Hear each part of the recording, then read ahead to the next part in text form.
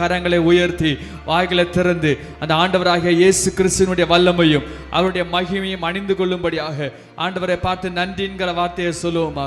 இதுவரை நடத்தின தேவனே, இதுவரை கூட இருந்த தேவனே, இதுவரை கரம் பிடித்த தேவனே, இதுவரை மாறாதவராய் இருந்த தேவனே, இதுவரை எபினேசவராய் இருந்த தேவனே, இதுவரை உம்முடைய கரத்திலே எங்களை பொத்தி பாதுகாத்து உம்முடைய அரவணைப்புகளை எங்களை வைத்து மகிமையாய் வழி நடத்தி உம்முடைய கரத்தின் கிரியைகளை எங்களுக்கு காண்பித்து எப்பொழுதும் எங்களோடு கூட இருக்கிற மகாபரி அதிசயம் உள்ள தேவனே, உம்மை நாங்கள் சோத்தரிக்கிறோம், சோத்தரிக்கிறோம் ஆண்டவரே, சோத்தரிக்கிறோம் ஆண்டவரே, சோத்தரிக்கிறோம் ஆண்டவரே, சோத்தரிக்கிறோம் ஆண்டவரே. இப்பொழுது அதிசயங்களை செய்கிறவராய், அற்புதங்களை செய்கிறவராய், எங்களுக்கு முன்பதாக கடந்து செல்லுகிறவராய், கோணலானவைகளை செவ்வையாய் மாற்றுகிறவராய், எல்லாவற்றையும் அழகாய் நேர்த்தியாய் செய்கிறவராய், எங்களுக்கு முன்பதாகவே எல்லாவற்றையும் நியமித்து எல்லாவற்றையும் மதினத்தின் காலத்திலே அழகாய் நியமித்து எங்களை நீர் கூட்டி சேர்க்கிற மகாபரிய தேவனாய் எழுந்தருளுவீராக, எழுந்தருளுவீராக, எங்கள் மத்தியில் எழுந்தருளுவீராக, அதிசயமுள்ள கரமுள்ளவராய் எழுந்தருளுவீராக, அபிஷேகங்களை கொடுக்கிறவராய் எழுந்தருளுவீராக. சாவாமை உள்ள மகிமையான தேவனே, மிகுந்த பிரகாசத்தோடு இருக்கிற தேவனே, எப்பொழுதே உம்முடைய வல்லமையின் தாபரம் என்ற இடத்துல போடப்படுவதாக, வானங்கள் திறக்கப்படுவதாக, தேவதூருடைய உலாவுதல் இந்த இடத்துல இருப்பதாக, கர்த்தருடைய அபிஷேக தைலமும் வல்லமையுள்ள அபிஷேகமும் எப்பொழுதே நிறைவாய் நிறைவாய் நிறைவாய் நிரப்புவதாக, நிரப்புவதாக, நிரப்புவதாக, நிரப்புவதாக, நிரப்புவதாக. வாய்களை விரிவாய் தரவுங்கள். இப்பொழுதே கர்த்தர் நிரப்புகிறார். எல்லா வெறுமையான பாத்திரமும் ஆவியின் கழிப்பினாலே இப்பொழுதே நிரப்பப்படுவதாக, நிரப்பப்படுவதாக. லெகோச்சியல செட்டம்லா ஹெட்டின பிரஹிகோ ஏகனே லோரே ஷெட்டனே லெஃப்ரே கஸ்ல ரோஹாட்டி ஆஷி எலே கம்ப்ரேனா கண்டினா சத்ரே லகன்ய ப்ரோகெலேரே லெஷெலே பிரஹே லகன்டியா சன்டோகோ அகேனா ஃப்ரகாஷாட்டோ எலே ரகேஷிலே பிரஹே. அக்கினி சிறகுகள் இயேசுவே நாமத்தாலே உண்டாயிருப்பதாக, அக்னிமயமான நாவுகள் உண்டாயிருப்பதாக. கர்த்தர் வானங்களை திறந்து இடங்கொள்ளாமல் போக மட்டும் நிரப்புவாராக, நிரப்புவாராக, நிரப்புவாராக, நிரப்புவாராக. இயேசுவின் வல்லமையினாலும் அவருடைய ஆளுகையினாலும் நிரப்பப்படுவீர்களாக, நிரப்பப்படுவீர்களாக. Let you be filled with the power of the Holy Spirit. Let you be filled with the power of the Holy Spirit. ஆவியானவருடைய அனுக்கிரகங்கள் இப்பொழுதே உண்டாயிருக்கட்டும். கர்த்தருடைய அதிசயமான கிரியைகள் இப்பொழுதே உண்டாயிருக்கட்டும். கர்த்தருடைய கரம் இப்பொழுதே வெளிப்படுவதாக. ஹல்லேலூயா, ஹல்லேலூயா. கரங்களை வைத்து அந்த ஆண்டவருக்கு நன்றி செலுத்துவோமா? நன்றி ஆண்டவரே, நன்றி ஆண்டவரே, நன்றி ஆண்டவரே. எபினேசரே, எபினேசரே, இந்நாள் வரை சுமந்தவரே, எபினேசரே, எபினேசரே, என் நினைவாய் இருப்பவரே, நன்றி, நன்றி, நன்றி. இதயத்தில் சுமந்தீரே, நன்றி, நன்றி, நன்றி, நன்றி. கரு போல சுமந்தீரே, நன்றி. சொல்லுமா? எபினேசரே, எபினேசரே, நாள் வரை சுமந்தவரே, எபினேசரே, எபினேசரே, என் நினைவாய் இருப்பவரே, நன்றி, நன்றி, நன்றி. இதயத்தில் சுமந்தீரே, நன்றி, நன்றி, நன்றி. கரு போல சுமந்தீரே, நன்றி. Thank you, wonderful Holy Spirit. Thank you, beautiful Holy Spirit. எங்களோடு இருக்கிற ஆவியானவரே, எங்களுடைய சத்தம் உமக்கு எப்பொழுதும் தூரமாய் இருந்ததே இல்லை ஆண்டவரே. எப்பொழுதும் எங்களுடைய கூக்குறதில் உமக்கு தூரமாய் இருந்ததே இல்லை. நாங்கள் கூப்பிடும் பொழுதெல்லாம் எங்களுக்கு பதிலை கொடுத்தீரே. நாங்கள் கூப்பிடும் பொழுதெல்லாம் உம்முடைய இரக்கத்தை எங்களுக்கு காண்பித்தீரே. நாங்கள் கூப்பிடும் பொழுதெல்லாம் சகாயத்தை எங்களுக்கு அருளினீரே ஆண்டவரே. மனதார கரங்களை தட்டி கர்த்தருக்கு நன்றி செலுத்துவோமா? அவருடைய சகாயம் ஒரு நாள் நம்மை விட்டு ஒழியாது. அவருடைய வழி நடத்துதல் ஒரு நாளும் நம்மை விட்டு ஒழியாது, ஒரு நாளும் ஒழியாது. ஒரு நாளும் ஒழியாது. அவருடைய பாதுகாப்பு ஒரு நாளும் ஒழியாது. அவருடைய கரம் உங்களை விட்டு தூரம் போகவே போகாது, போகவே போகாது. மேற்குக்கும் கிழக்குக்கும் எவ்வளவு தூரமோ அவ்வளவு தூரமாய் பாவத்தை தான் தள்ளி வைப்பார், பிரசனத்தை தள்ளி வைக்க மாட்டார். எப்பொழுதும் கூடையே இருக்கின்ற பிரசனம், எப்பொழுதும் கூடையே வருகிற கர்த்தருடைய மகிமை, எப்பொழுதும் கூடையே இருக்கிற கர்த்தருடைய கிருபை, மாறாத கிருபை, மாறாத கிருபை. நல்ல கரங்களை தட்டி அந்த மாறாத கிருபை உள்ள தேவனுக்கு, மாறாத கிருபைகளை கொடுக்கிற மகாபெரிய பிரபுவுக்கு, மகாபெரிய பிரபுவுக்கு, மாறாத அதிசயங்களை செய்கிறவருக்கு, அற்புதங்களை செய்கிறவருக்கு, நம்மளுக்கு முன்பதாக எல்லாவற்றையும் நியமித்து வைத்திருக்கிற மகாபெரிய தேவனுக்கு ஹல்லேலூயா, ஹல்லேலூயா, ஹல்லேலூயா. இந்த நாளிலே கர்த்தர் உங்களுடைய நிலைமையை மாற்றுகிறார், அடுத்த படிக்கு எடுத்து செல்லுகிறார். There is going to be a change of God's in your life. உடைய வாழ்க்கையிலே இந்த நாளிலே ஒரு படி முடிந்து அடுத்த படிக்கு கால் எடுத்து வைக்கிறீர்கள். உங்களுடைய சுதந்திரம் இந்த நாளிலே காலடி வைக்கப்படுகிறது. உடைய சுதந்திரத்தை நீங்கள் மிதிக்க போகிறீர்கள், சுதந்திரத்தை பார்க்க போகிறீர்கள். இனிமேல் இருந்த வண்ணமா இருக்க போவதே இல்லை. You are never going to be the same again. You are never going to be the same again. இருந்த வண்ணமா இருக்க போவதில்லை. ஏனென்றால் கர்த்தருடைய ஆவியானவர் ஆளுகை வந்து விட்டது, ஆவியானவருடைய ஆளுகை வந்து விட்டது. கர்த்தருடைய புதிய கிருபைகளும் பாதுகாப்பும் உண்டாயிருக்கிறது. You are going to move into the next phase. இந்த நாளிலே அடுத்த நிலைக்கு போகிறீர்கள். அடுத்த நிலைக்கு கர்த்தர் எடுத்து செல்கிறார். நல்ல கரங்களை தட்டி கர்த்தருடைய அடுத்த நிலைக்காக, அடுத்த நிலைக்காக, தேவன் நியமித்து வைத்திருக்கிற அடுத்த அழகான நிலைக்காக இந்த நாளிலே நன்றி செலுத்துவோமா? கர்த்தர் உங்களை தூக்கி நிறுத்துகிறார், தூக்கி மேலே நிறுத்துகிறார். இனிமேல் நீங்கள் கீழே செல்வது இல்லை, பழைய எகிப்தின் காரியங்களை பார்ப்பது இல்லை, எகிப்துக்கு திரும்பி போவது இல்லை. பார்வோனின் சேனை உங்களை தொட முடியாது, சிவந்த சமுத்திரம் உங்களை தொட முடியாது, எந்த காரியமும் உங்களை அணுக முடியாது. ஏனென்றால் கர்த்தர் உங்களை தூக்கி நிறுத்தி அடுத்த நிலையிலே வைக்கிறார், அடுத்த நிலையிலே வைக்கிறார், அடுத்த நிலையிலே வைக்கிறார். கர்த்தர் மாறாத கிரியைகளின் பிரமாணத்தையும் நியமித்து வைக்கிறார். மாறாத பிரமாணம் இயேசுவின் நாமத்தாலே உண்டாயிருக்கிறது. ஹல்லேலூயா, ஹல்லேலூயா, ஹல்லேலூயா. Oh wonderful Lord, wonderful Lord. நன்றி செலுத்துகிறோம் ஆண்டவரே, நன்றி செலுத்துகிறோம் ஆண்டவரே, நன்றி செலுத்துகிறோம் ஆண்டவரே, துதி செலுத்துகிறோம் ஐயா. சோதரிக்கிறோம் ஆண்டவரே, சோதரிக்கிறோம் ஆண்டவரே, சோதரிக்கிறோம் ஆண்டவரே.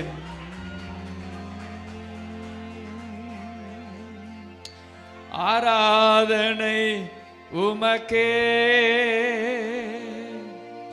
ஆராதனை உமக்கே, ஆராதனை உமக்கே, ஆராதனை உமக்கே, ஆராதனை உமக்கே, ஆராதனை உமக்கே, ஆராதனை உமக்கே, ஆராதனை உமக்கே, ஆராதனை உமக்கே, ஆராதனை உமக்கே, ஆராதனை உமக்கே, ஆராதனை உமக்கே. என்னே சுனிதானையா, என்னே சுனிதானையா, என்னே சுனிதானையா, என்னே சுனிதானையா. ரொம்ப ரொம்ப நல்லவரையா, ரொம்ப ரொம்ப நல்லவரையா, ரொம்ப ரொம்ப நல்லவரையா, ரொம்ப ரொம்ப நல்லவரையா. கரங்களை உயர்த்தி ஆராதனை உமக்கே,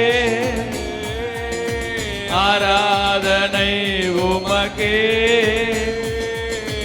ஆராதனை உமக்கே, ஆராதனை உமக்கே. உந்தன் சிறகுகளின் நிழலில் என்றென்றும் மகிழ செறி, உந்தன் சிறகுகளின் நிழலில் என்றென்றும் மகிழ செறி. எவரே என் துணையா துணையாளரே, துதிக்கு பாத்திரரே, தூயவரே என் துணையாளரே, எல்லா துதிக்கு பாத்திரரே. ஆராதனை உமக்கே, ஆராதனை உமக்கே, ஆராதனை உமக்கே, ஆராதனை உமக்கே. இயேசுவே ஆராதனை உமக்கே, ஆராதனை உமக்கே, ஆராதனை உமக்கே, ஆராதனை உமக்கே. நல்ல கரங்களை தட்டி ஆண்டவருக்கு நன்றி செலுத்துவோமா. தேவன் பெரியவர், பெரியவர், பெரியவர், எல்லாவற்றையும் நேர்த்தியாய் அழகாய் செய்கிறவர். ஆண்டவரே நாங்கள் ஸ்தோத்திரம் செலுத்துகிறோம், உமக்கு நாங்கள் மகிமை செலுத்துகிறோம். உம்முடைய கிருபை எங்களோடு இருக்கிறதற்காக நன்றி செலுத்துகிறோம். இப்பொழுது இயேசுவின் நாமத்தினாலே கர்த்தருடைய வல்லமையும் பாதுகாப்பும் கர்த்தருடைய மகிமையும் எங்களை சூழ்ந்திருப்பதாக. எல்லா பிசாசின் கிரியைகளும், பிசாசின் தந்திரங்களும், பில்லி சூனிய கட்டுகளும், எல்லா பிசாசின் கோட்டைகளும் இப்பொழுதே நிர்மூலமாக வேண்டும் என்று கட்டளையிடுகிறோம். எல்லா பலவீனமும் இப்பொழுதே மாறுவதாக. தேவ சுகம் உண்டாயிருப்பதாக. இயேசுவின் நாமத்தால் இப்பொழுதே சுகம் உண்டாயிருப்பதாக. கர்த்தருடைய பலன் உண்டாயிருப்பதாக. எழும்பி நடப்புவீர்களாக. கர்த்தருடைய சுகத்தை பெற்றுக்கொண்டு கர்த்தருடைய வார்த்தைகளை சுமப்பீர்களாக. வாழ்க்கையின் எல்கைகள் மாற்றப்படுவதாக இயேசுவின் நாமத்தினாலே. ஹல்லேலூயா. ஆண்டவரே நீர் அப்படி செய்கிறதுக்காக நன்றி செலுத்துகிறோம். துதியும் கனமும் மகிமையும் உமக்கு மாத்திரம் செலுத்துகிறோம். உயிர்த்தெழுந்த இயேசு கிறிஸ்து மூலம் ஜெபிக்கிறோம் நல்ல பிதாவே, ஆமென், ஆமென். உட்காருவோம்.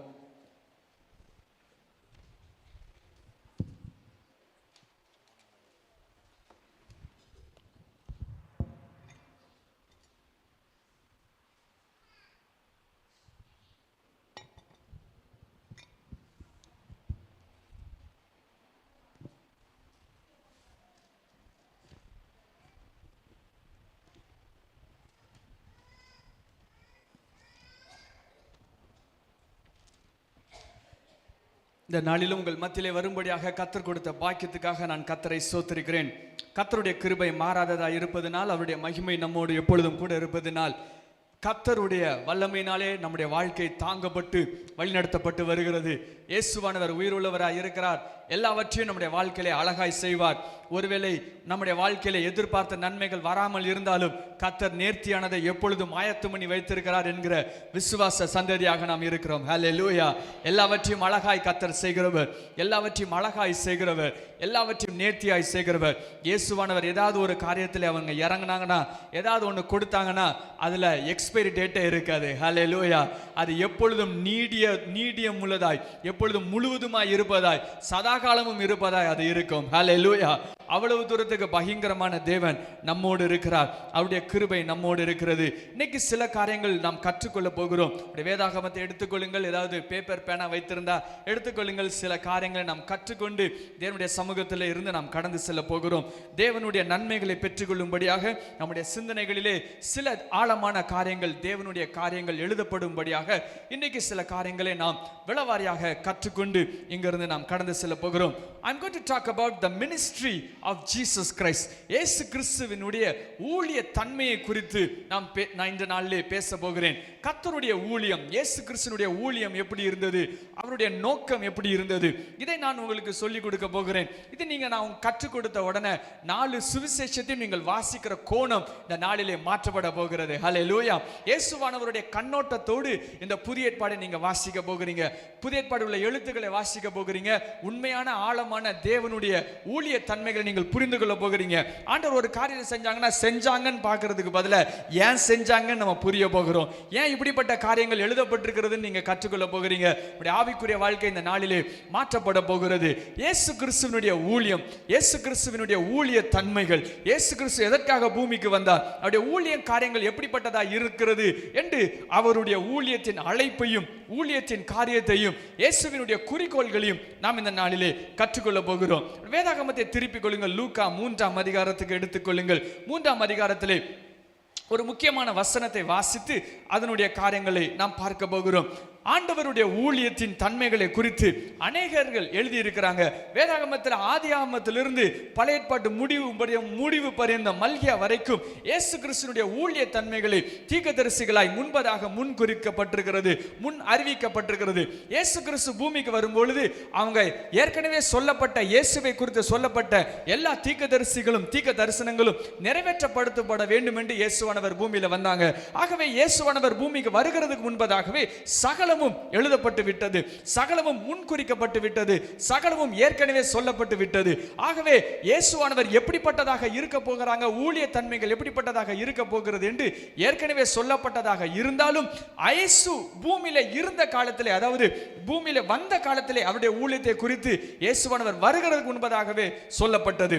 அதுல முக்கியமான இயேசுவினுடைய ஊழியத்தின் பிரகாரம் லூக்கா 3ஆம் அதிகாரம் 16ஆம் வசனத்திலே வழியை ஆயத்தம் பண்ணுகிற யோவான் ஸ்நானகன் வாயிலிருந்து வருகிறது இயேசுவானவருடைய ஊழியம், இயேசுவானவருடைய முக்கியமான ஊழியம். இயேசு ஏன் பூமிக்கு வந்தார் என்கிறதனுடைய முக்கியமான ஊழியத்தின் வார்த்தை லூக்கா 3ஆம் அதிகாரம் 16ஆம் வசனத்திலே இருக்கிறது.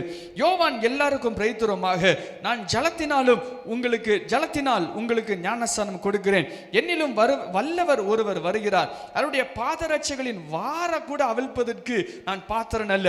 அவர் என்ன செய்வாராம்? அவர் எல்லாரும் வாசிங்களேன், பரிசுத்த ஆவியினாலும் அக்கினியினாலும் உங்களுக்கு ஞானஸ்நானம் கொடுப்பார், ஞானஸ்நானம் கொடுப்பார். யோவான் ஸ்நானகன் எதற்கு பூமிக்கு வந்தார் என்றால் அவர் வழியை ஆயத்தம் பண்ணும்படியாக வந்தார். ஆகவே அவர் செய்கிற ஒவ்வொரு விஷயமும் வழி ஆயத்தப்படுகிறதா இருக்கும். இல்லாவிட்டால் இயேசுனுடைய ஊழியத்தினுடைய அந்த முந்தின பகுதியாக அவர் இருக்கும். அவர் எங்க இருந்தனாலும் ஊழியம் செய்திருக்கலாம். ஆனால் அவர் பிரத்யேகமாக தேர்ந்தெடுத்தது வனாந்தரம் என்ற இடத்தை ஒரு தேர்ந்தெடுத்தார்.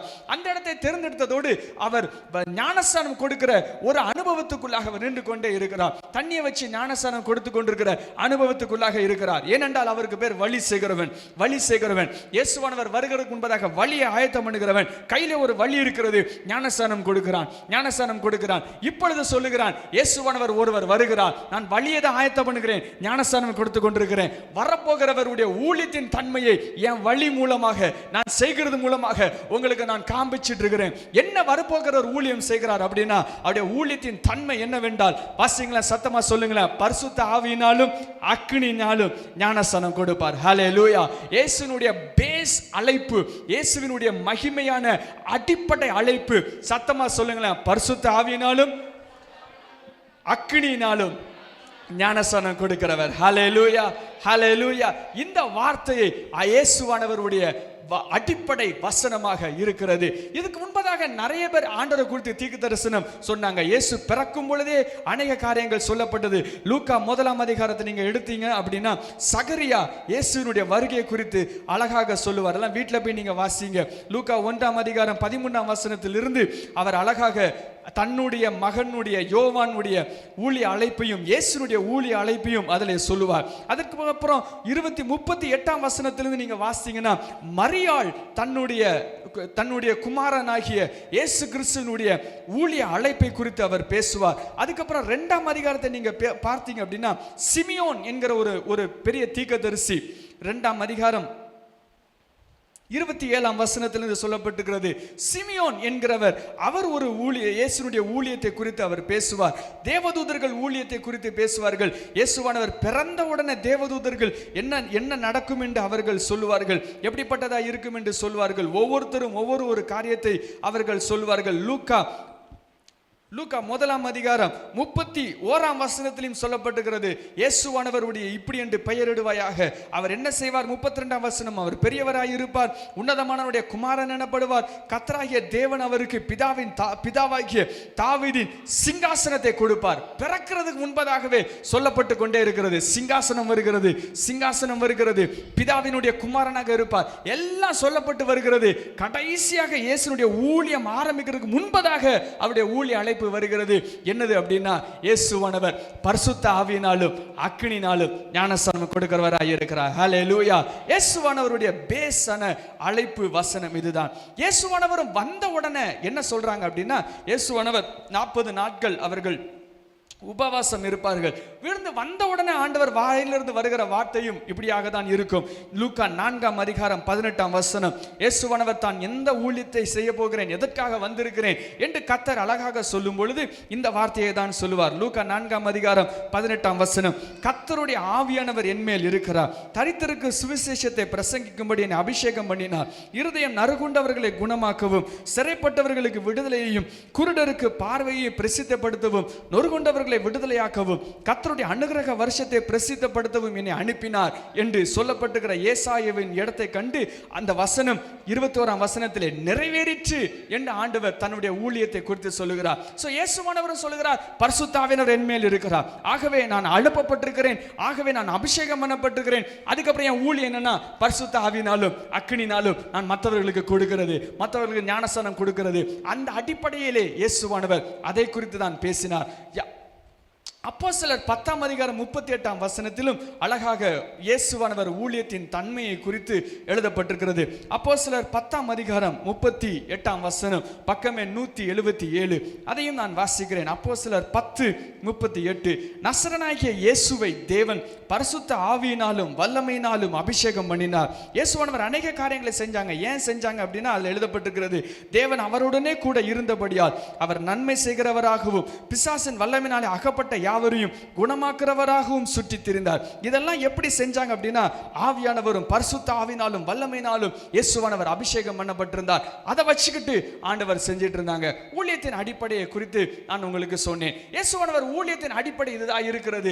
என்ன செய்தி ஆண்டவர் கொடுப்பாங்க அப்படிங்கறத நம்ம பார்க்க போறோம். இயேசுவானவர் ஊழியத்தை ஆரம்பிச்சிட்டாங்க, என்ன செய்தி கொடுப்பாங்க, என்ன செய்தி கொடுத்து கொண்டே இருப்பாங்க. இயேசுவானவருடைய ஊழியத்தினுடைய முதல் செய்தி என்ன, அது அந்த செய்தி கடைசி வரைக்கும் அது இருந்து கொண்டே இருக்கும். ஒரு வார்த்தையினாலே இயேசுவானவருடைய ஊழியத்தின் எல்லா தன்மைகளையும் பகுதிகளையும் நாம் கற்றுக்கொள்ளலாம். இந்த வார்த்தை நான் உங்களுக்கு சொல்லப்பட்டவுடன் உங்களுக்கு சுவிசேஷங்களை வாசிப்பதற்கான ஒரு புதிய ஒரு கண்ணோட்டம் உங்களுக்கு உண்டாயிருக்கும். எடுத்துக்கொள்ளுங்கள், மத்தேயு 4:17 இயேசுவானவருடைய ஊழிய அழைப்பை பற்றி பேசினோம். ஊழிய அழைப்பினுடைய செய்தி என்ன என்று நாம் பேச போகிறோம். 2 காரியங்கள் நம்ம முக்கியமானதாக பார்க்கிறோம். the calling of the Lord and the message of the Lord. இயேசுவுடைய அழைப்பு என்ன என்று நான் சொல்லிவிட்டேன். இயேசுவுடைய செய்தி என்ன அதையும் நாம் இப்பொழுது கற்றுக்கொள்ள போகிறோம். 2 முக்கியமான விஷயம், அடிப்படையான விஷயம், அஸ்திபாரமான விஷயம். மத்தேயு 4:17 சத்தமாய் வாசிப்போமா? அது முதல் இயேசு மனம் திரும்புங்கள், பரலோக ராஜ்யம் சமீபமாய் இருக்கிறது என்று பிரசங்கம் பண்ண தொடங்கினார். பரலோக ராஜ்யம் சமீபமாய் இருக்கிறது, the kingdom of heaven is near என்று ஆண்டவர் செய்திகள் கொடுக்க ஆரம்பிச்சாங்க.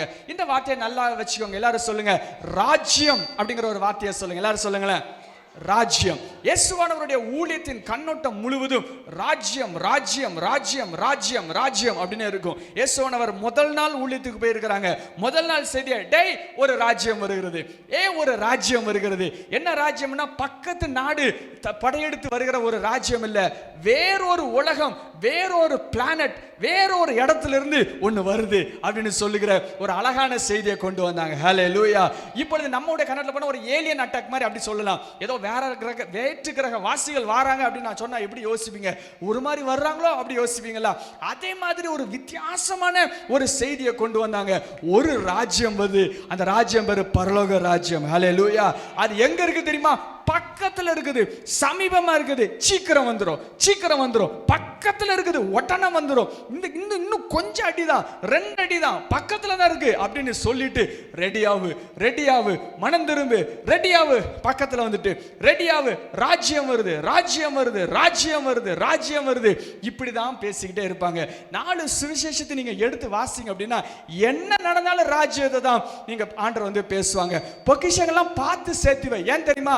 பரலோக ராஜ்யம் அப்படி, அதை பத்தி கவனமா இருக்கணும், அப்படி இருக்கிறது அப்படின்னு சொல்லுவாங்க. அந்த 5ஆம் அதிகாரத்துல சும்மா வாசி பாருங்களேன். 5ஆம் அதிகாரத்துல என்ன பேசினாலும் சரி ஆண்டவர் பரலோக ராஜ்யத்தை குறித்து தான் ஆண்டவர் பேசுவாங்க. 3ஆம் வசனம் பாருங்க, ஆவியில் எளியவர்கள் பாக்கியவான்கள், ஏன் பரலோக ராஜ்யம் அவர்களுடையது, துன்பப்படுகிறவர்கள் பாக்கியவான்கள். 10ஆம் வசனம், ஏன் பரலோக ராஜ்யம் அவர்களுடையது, உங்கள்கிட்ட நிந்தித்து துன்பப்படுத்தி பலவிதமான தீமையான பொழிகள் சொன்ன பாக்கியவான்களா இருப்பீங்க. ஏன் பரலோகத்தில் உங்கள் பெலன் மிகுதியா இருக்கும். இப்படி ஆண்டு என்ன பேசினாலும் பரலோக ராஜ்யம் பரலோக ராஜ்யம் அப்படின்னு இருப்பாங்க. ஒரு நாள் எல்லாரும் சண்டை போட்டுட்டு இருந்தாங்க, யாரு பெரியவனா இருப்பான் அப்படின்னு சண்டை போட்டுட்டு இருப்பாங்க. உடனே ஆண்டவர் சொல்லுவாங்க, யார் பெரியவனா இருப்பான்லாம் நீ சண்டை போடாத, சின்னவனா இருந்தாதான் இதாகுன்னு சொல்லுவாங்க. ஒரு டைம் சின்ன பிள்ளைகள்லாம் உள்ள விடுறதுக்கு சண்டை போட்டுட்டு இருப்பாங்க, அதெல்லாம் விடாதீங்க அப்படின்னு சண்டை போட்டுட்டு இருப்பாங்க. ஒன்னு ஆண்டவர் போய் அப்படிலாம் சண்டை போடாத, பரலோக ராஜ்யத்துல இவங்கள மாதிரி தான் இருக்குன்னு சொல்லுவாங்க. என்ன டாபிக் வந்தாலும் அதுல பரலோக ராஜ்யம் பரலோக ராஜ்யம் பரலோக ராஜ்யம் அப்படிங்கிற ஒரு விஷயம் இருந்து கொண்டே இருக்கும். இப்பொழுது இயேசுவானவர் நிறைய அற்புதங்கள் எல்லாம் செஞ்சாங்க. அப்ப ஏன் செஞ்சாங்கங்கிற கேள்வி நம்மளுக்கு உண்டாயிருக்கும். ஏன் செய்தாங்க அப்படின்னு நம்ம பார்க்க போகிறோம். மத்தேயு 4ஆம் அதிகாரம் 17ஆம் வசனத்தை நம்ம வாசித்தோம். மத்தேயு 4ஆம் அதிகாரம் 23ஆம் வசனத்தை பாருங்களேன். இயேசுவானவருடைய ஊழியத்தினுடைய முழு காரியங்கள் எழுதப்பட்டிருக்கிறது. மத்தேயு 4ஆம் அதிகாரம் 23ஆம் வசனம். இதே வசனத்தை 3 இடத்துல நம்ம பார்க்க போகிறோம். மத்தேயு 4:23. இயேசு கலிலேயா எங்கும் சுற்றி நடந்து அவருடைய ஜெப ஆலயங்களில் உபதேசித்து என்ன செய்தி கொடுத்தாங்களா? ராஜ்யத்தின் சுவிசேஷத்தை பிரசங்கித்தாங்களாம். பிரசங்கித்து என்ன பண்றாங்களாம்? ஜனங்களுக்கு உண்டான சகல வியாதிகளையும் சகல நோய்களையும் நீக்கி சொஸ்தமாக்கினார். ஆண்டவர் சுகமாக்குவாங்க, எல்லாரையும் சுகமாக்குவாங்க. ஏன் தெரியுமா? அந்த ராஜ்யத்தில் அப்படிப்பட்ட தன்மைகள் இருந்தது. அந்த ராஜ்யத்தில் சுகவீனமே கிடையாது, அந்த ராஜ்யத்தில் பலவீனமே கிடையாது. நான் உனக்கு சுகமாக்குறேன். ஏன் சுகமாக்குறேன் தெரியுமா? அங்க ராஜ்யம் வருகிறது, அப்படிப்பட்டதாக இருக்கிறது. இன்னொரு வசனத்தை நம்ம வாசிப்போம். மத்தேயு 9ஆம் அதிகாரம் 35ஆம் வசனம். இதே வசனம் வாசித்த இதே வசனத்தினுடைய வார்த்தைகள் அந்த இடத்துல சொல்லப்பட்டிருக்கிறது. மத்தேயு 9ஆம் அதிகாரம் 35ஆம் வசனம். மத்தேயு 9:35. இயேசு சகல பட்டணங்களிலும் கிராமங்களிலும் சுற்றி நடந்து ஜெபாலயங்களில் உபதேசித்து என்ன பண்ணாங்க? ராஜ்யத்தின் சுவிசேஷத்தை பிரசங்கித்து ஜனங்களுக்கு உண்டாயிருக்கிற சகல வியாதிகளையும் சகல நோய்களையும் நீக்கி சொஸ்தமாக்கினார். அதுக்கப்புறம் இயேசு எல்லாம் நிறைய பேரை அனுப்புவாங்க. முன்னாடி ஒவ்வொரு ஊருக்கு அனுப்புவாங்க. ஊருக்கு அனுப்பும் போது ஆண்டவர் என்ன சொல்லி அனுப்புறாங்க பாருங்களேன். மத்தேயு 10ஆம் அதிகாரம் 10ஆம் அதிகாரத்தில் எல்லாரையும் செலக்ட் பண்ணி முன்னாடி அனுப்புறாங்க. 7ஆம் வசனம் என்னெல்லாம் செய்யணும்னு சொல்றாங்க. 7ஆம் வசனம், போகையில் பரலோக ராஜ்யம் சமீபமா இருக்கிறது என்று பிரசங்கியுங்கள். 8ஆம் வசனம், வியாதி உள்ளவர்களை சொஸ்தமாக்குங்கள், குஷ்டரோகிகளை சுகம் பண்ணுங்கள், மரித்தோர்களை எழுப்புங்கள், பிசாசுகளை துரத்துங்கள், இலவசமாய் பெற்றீர்கள் இலவசமாய் கொடுங்கள். ஏன்னா ராஜ்யம் வந்திருக்கிறது. நீங்க வீட்டில் போய் உங்களுக்கு ஒரு ஹோம்வொர்க் கொடுக்க போறேன். என்னன்னா 4 சுவிசேஷத்தையும் ராஜ்யம் ராஜ்யம் ராஜ்யம்னு வச்சு வாசிக்க போறீங்க. ஹல்லேலூயா. அங்கிருந்து என்னத்தை நம்ம களவாங்கலாம் அப்படின்னு வச்சு நீங்க யோசிச்சு வாசிக்க கூடாது. வாசிக்கும் போதே இயேசுவனுடைய கண்ணோட்டத்திலிருந்து பார்க்க போகிறோம். எந்த ஒரு சம்பவம் இருந்தாலும் ராஜ்யம் வருகிறது, எந்த ஒரு சம்பவம் இருந்தாலும் ராஜ்யம் வருகிறது. இதை வச்சுக்கொண்டு ஆண்டவர் பேசுகிறவராய் இருக்கிறார். மத்தேயு 12ஆம் அதிகாரம் 28ஆம் வசனத்தை நாம் வாசிப்போம். இயேசுவானவர் பிசாசுகளை துரத்தினார் என்று நமக்கு தெரியும். ஏன் பிசாசு ஆண்டவர் துரத்தினார் தெரியுமா? ஏன் சொஸ்தமாக்கினார் உங்களுக்கு சொன்னேன். ஏன் சொஸ்தமாக்கினார், ஏன் குஷ்டரோகிகளை இது பண்ணார்? பரலோக ராஜ்யத்துல அப்படிதான் இருக்கும். ஏன் பிசாசை துரத்தினாங்க? மத்தேயு 12:28. நான் தேவனுடைய ஆவினாலே பிசாசுகளை துரத்துறபடியால் தேவனுடைய ராஜ்யம் வந்திருக்கிறது. பிசாசு ஏன் துரத்துறான் தெரியுமா? அவன் போன உடனே என் ராஜ்யம் வந்துடும், அவன் இருந்தானே என் ராஜ்யம் வராது. ஸோ ஆண்டவர் என்ன செஞ்சாலும் ராஜ்யத்தை குறித்து பேசுகிற ஒரு தேவனாக இருக்கிறார். ராஜ்யம் ராஜ்யம்னு பேசுவாங்க. அழைப்பு அப்படியாக இருக்கும்.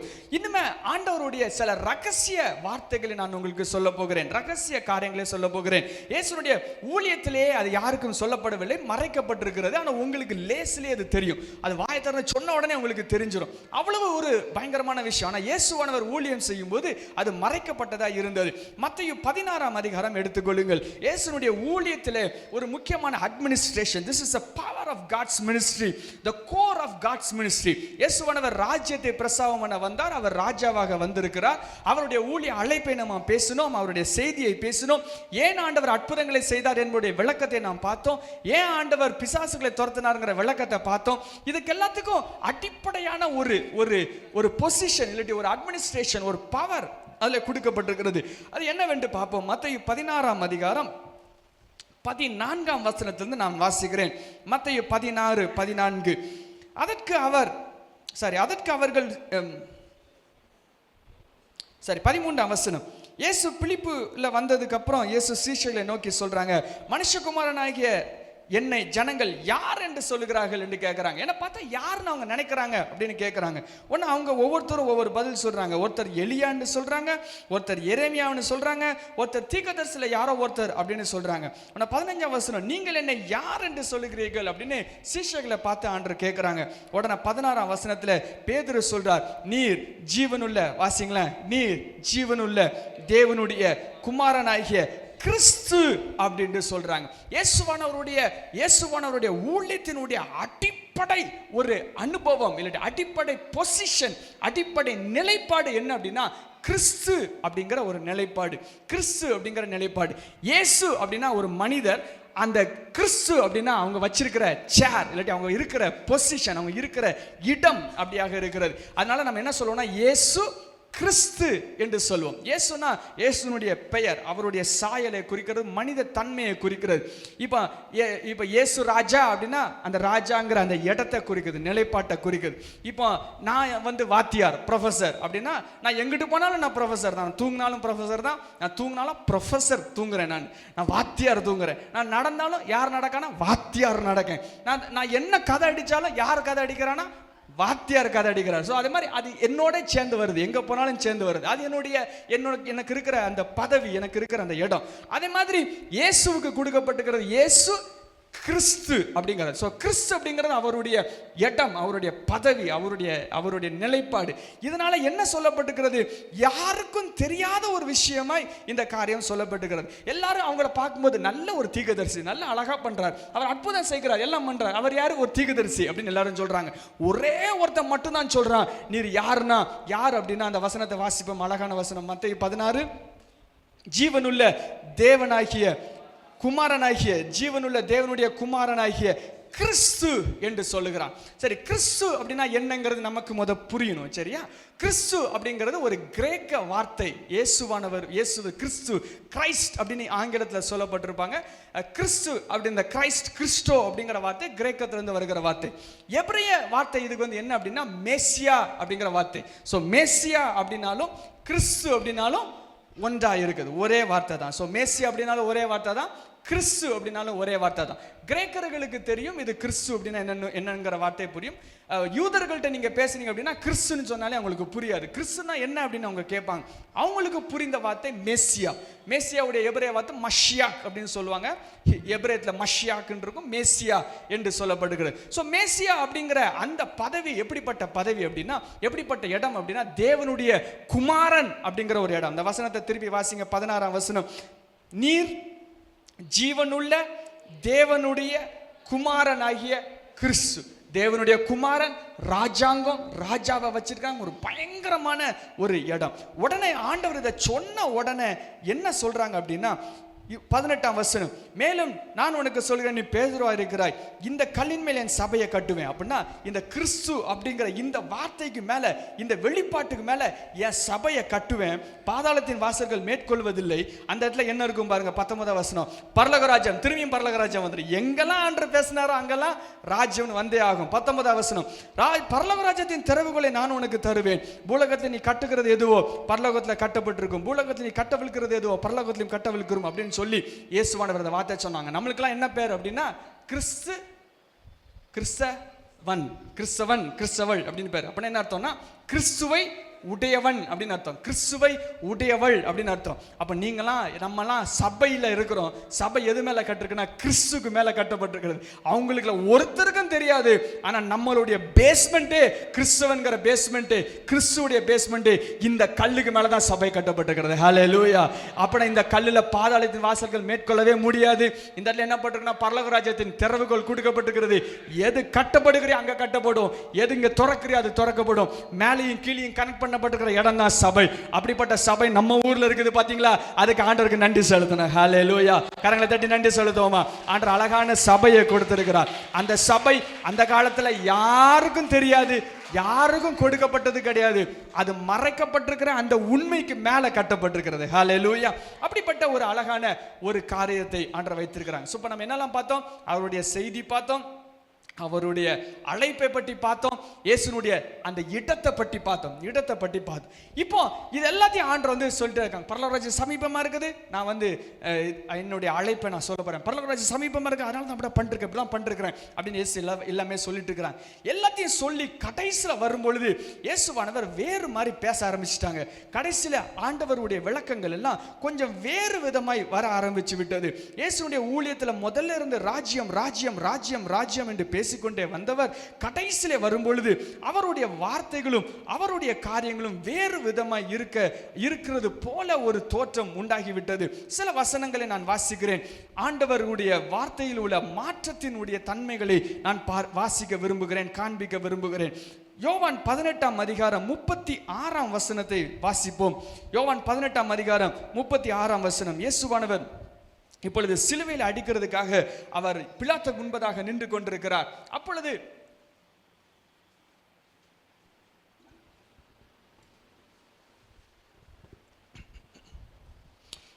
ஆண்டவர் பிலாத்து அவர்கிட்ட கேட்கிறாங்க. 35 வசனம். பிலாத்து பிரயத்தனமாக, நான் யூதனா, உன் ஜனங்கள் பிரதான ஆசிரியர் உன்னிடத்துல எனக்கு ஒப்பு கொடுத்தாங்கன்னா நீங்க ராஜா தானா அப்படின்னு சொல்றாங்க. உடனே 36 வசனத்துல ஆண்டவர் விசித்திரமாய் ஒரு வார்த்தையை சொல்லுகிறார். என்ன வார்த்தையை சொல்லுகிறார் என்று பார்ப்போம். யோவான் 18:36. இயேசு பிரயத்தனமாக, என் ராஜ்யம் இவ்வுலகத்துக்குரியதல்ல, என் ராஜ்யம் இவ்வளவுக்குரியதானால் நான் யூதரிடத்தில் ஒப்பு கொடுக்காதபடி என் ஊழியக்காரர்கள் போராடி இருப்பார்களே. இப்படி இருக்க என் ராஜ்யம் இவ்வுலகத்துக்குரியது அல்ல அப்படின்னு ஆண்டவர் வந்து சொல்றாங்க. என் ராஜ்யம் இங்க உள்ளது, அது வேற இடத்துல உள்ளது. இந்த இடம் என் ராஜ்யமா இருந்துருந்துச்சுன்னா நான் வேற மாதிரி இருந்திருப்பேன், வேற மாதிரி பண்ணியிருப்பேன் அப்படின்னு ஆண்டவர் வேறு விதமாய் சில வேறு வார்த்தைகளை ஆண்டவர் பேசினாங்க. அதுக்கப்புறம் சிலுவையில மரிச்சாங்க, அதுக்கப்புறம் அவங்க உயிர்த்தெழுந்தாங்க, அதுக்கப்புறம் இன்னொரு ஒரு 50 வருஷம் இருந்திருக்கலாம், இல்லாட்டி இன்னொரு ஒரு 150 வருஷம் பூமியில இருந்திருக்கலாம். ஆனா 40 நாள்ல ஆண்டவர் பூமியில இருந்து போயிட்டாங்க. சோ இயேசுவானவருடைய ஊழியத்தின் வர்றதுக்கு முன்னாடி 4000 வருஷமா அவர் இந்த ஊழியத்தை செய்வார், இந்த ஊழியத்தை செய்வார், இந்த ஊழியத்தை செய்வார் எல்லாம் எழுதப்பட்டிருக்கிறது.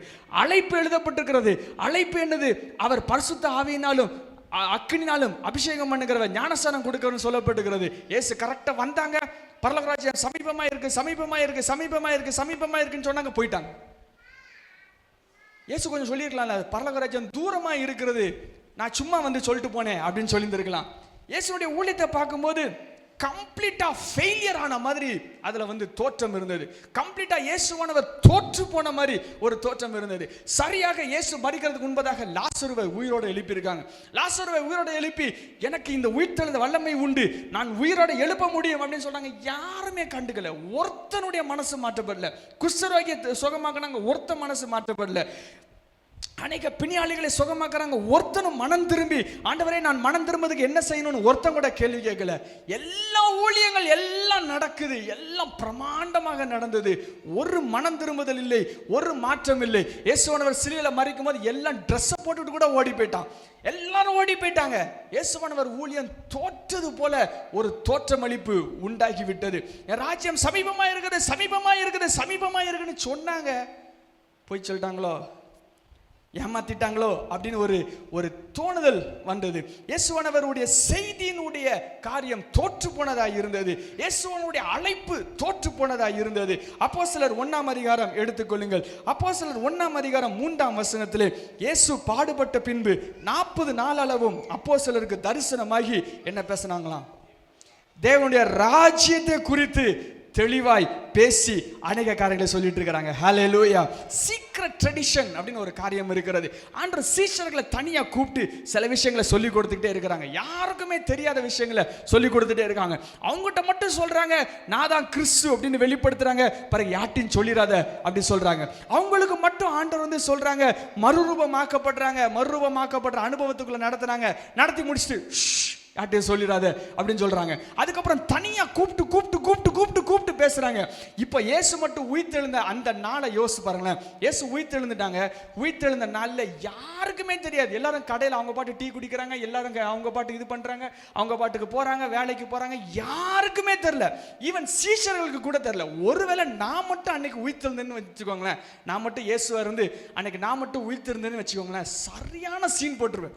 நல்ல சவுண்டு வச்சு நல்ல ட்ரம்பட்டை வச்சு அடிச்சு சத்தம் போட்டு மூளைக்கு என்னடா பண்ண அப்படின்னு பண்ணி முதல்ல ஒருத்தன் சிலுவையில் இறங்கி வா ஒருத்தன் சொன்னான் பார்த்தீங்களா? என்னடா சொன்ன, இங்க வா என்ன சொன்ன, இறங்கி வா சொன்னேன், இந்த வந்துட்டோம்ல பண்ணல என்னடா பண்ண அப்படின்னு சொல்லி அடுத்து நேராக பிலாத்து வீட்டுக்கு போய் என்ன சொன்ன நீ இப்படின்னு சொல்லி சீன்லாம் போட்டிருப்போம். ஆனா இயேசுவானவர் சைலண்டா இருந்தது, மறைமுகமா இருந்தது. நடந்தது ஒன்றுமே யாருக்கும் தெரியாது. சீஷர்களுக்கு தெரியும். திருப்பி 40 நாளும் பப்ளிக்கா ஆண்டு யாருக்குமே சொல்லாம சீஷர்களுக்கு சொல்லிட்டே இருக்கிறாங்க. சொல்லிட்டு என்ன சொல்லி கொடுத்துட்டு இருக்காங்கன்னா, ராஜ்யம் ராஜ்யம் ராஜ்யம் ராஜ்யம் அப்படின்னு சொல்லிட்டு இருக்காங்க. இந்த ராஜ்யம் 3.5 வருஷமா பேசினனால சீஷர்களுக்கு ஒரு கேள்வி வந்துட்டு, நம்மள மாதிரி ஒரு கேள்வி வந்துட்டு. என்ன கேள்வி வந்துட்டு பாருங்களேன். 6ஆம் வசனம், அப்போஸ்தலர் 1:6 வசனம். அப்பொழுது கூடியிருந்தவர்கள் அவரை நோக்கி, ஆண்டவரே, இக்காலத்திலா ராஜ்யத்தை இஸ்ரவேலுக்கு திரும்ப கொடுப்பீர் அப்படின்னு கேட்கிறாங்க. சரியான கேள்வி தானே?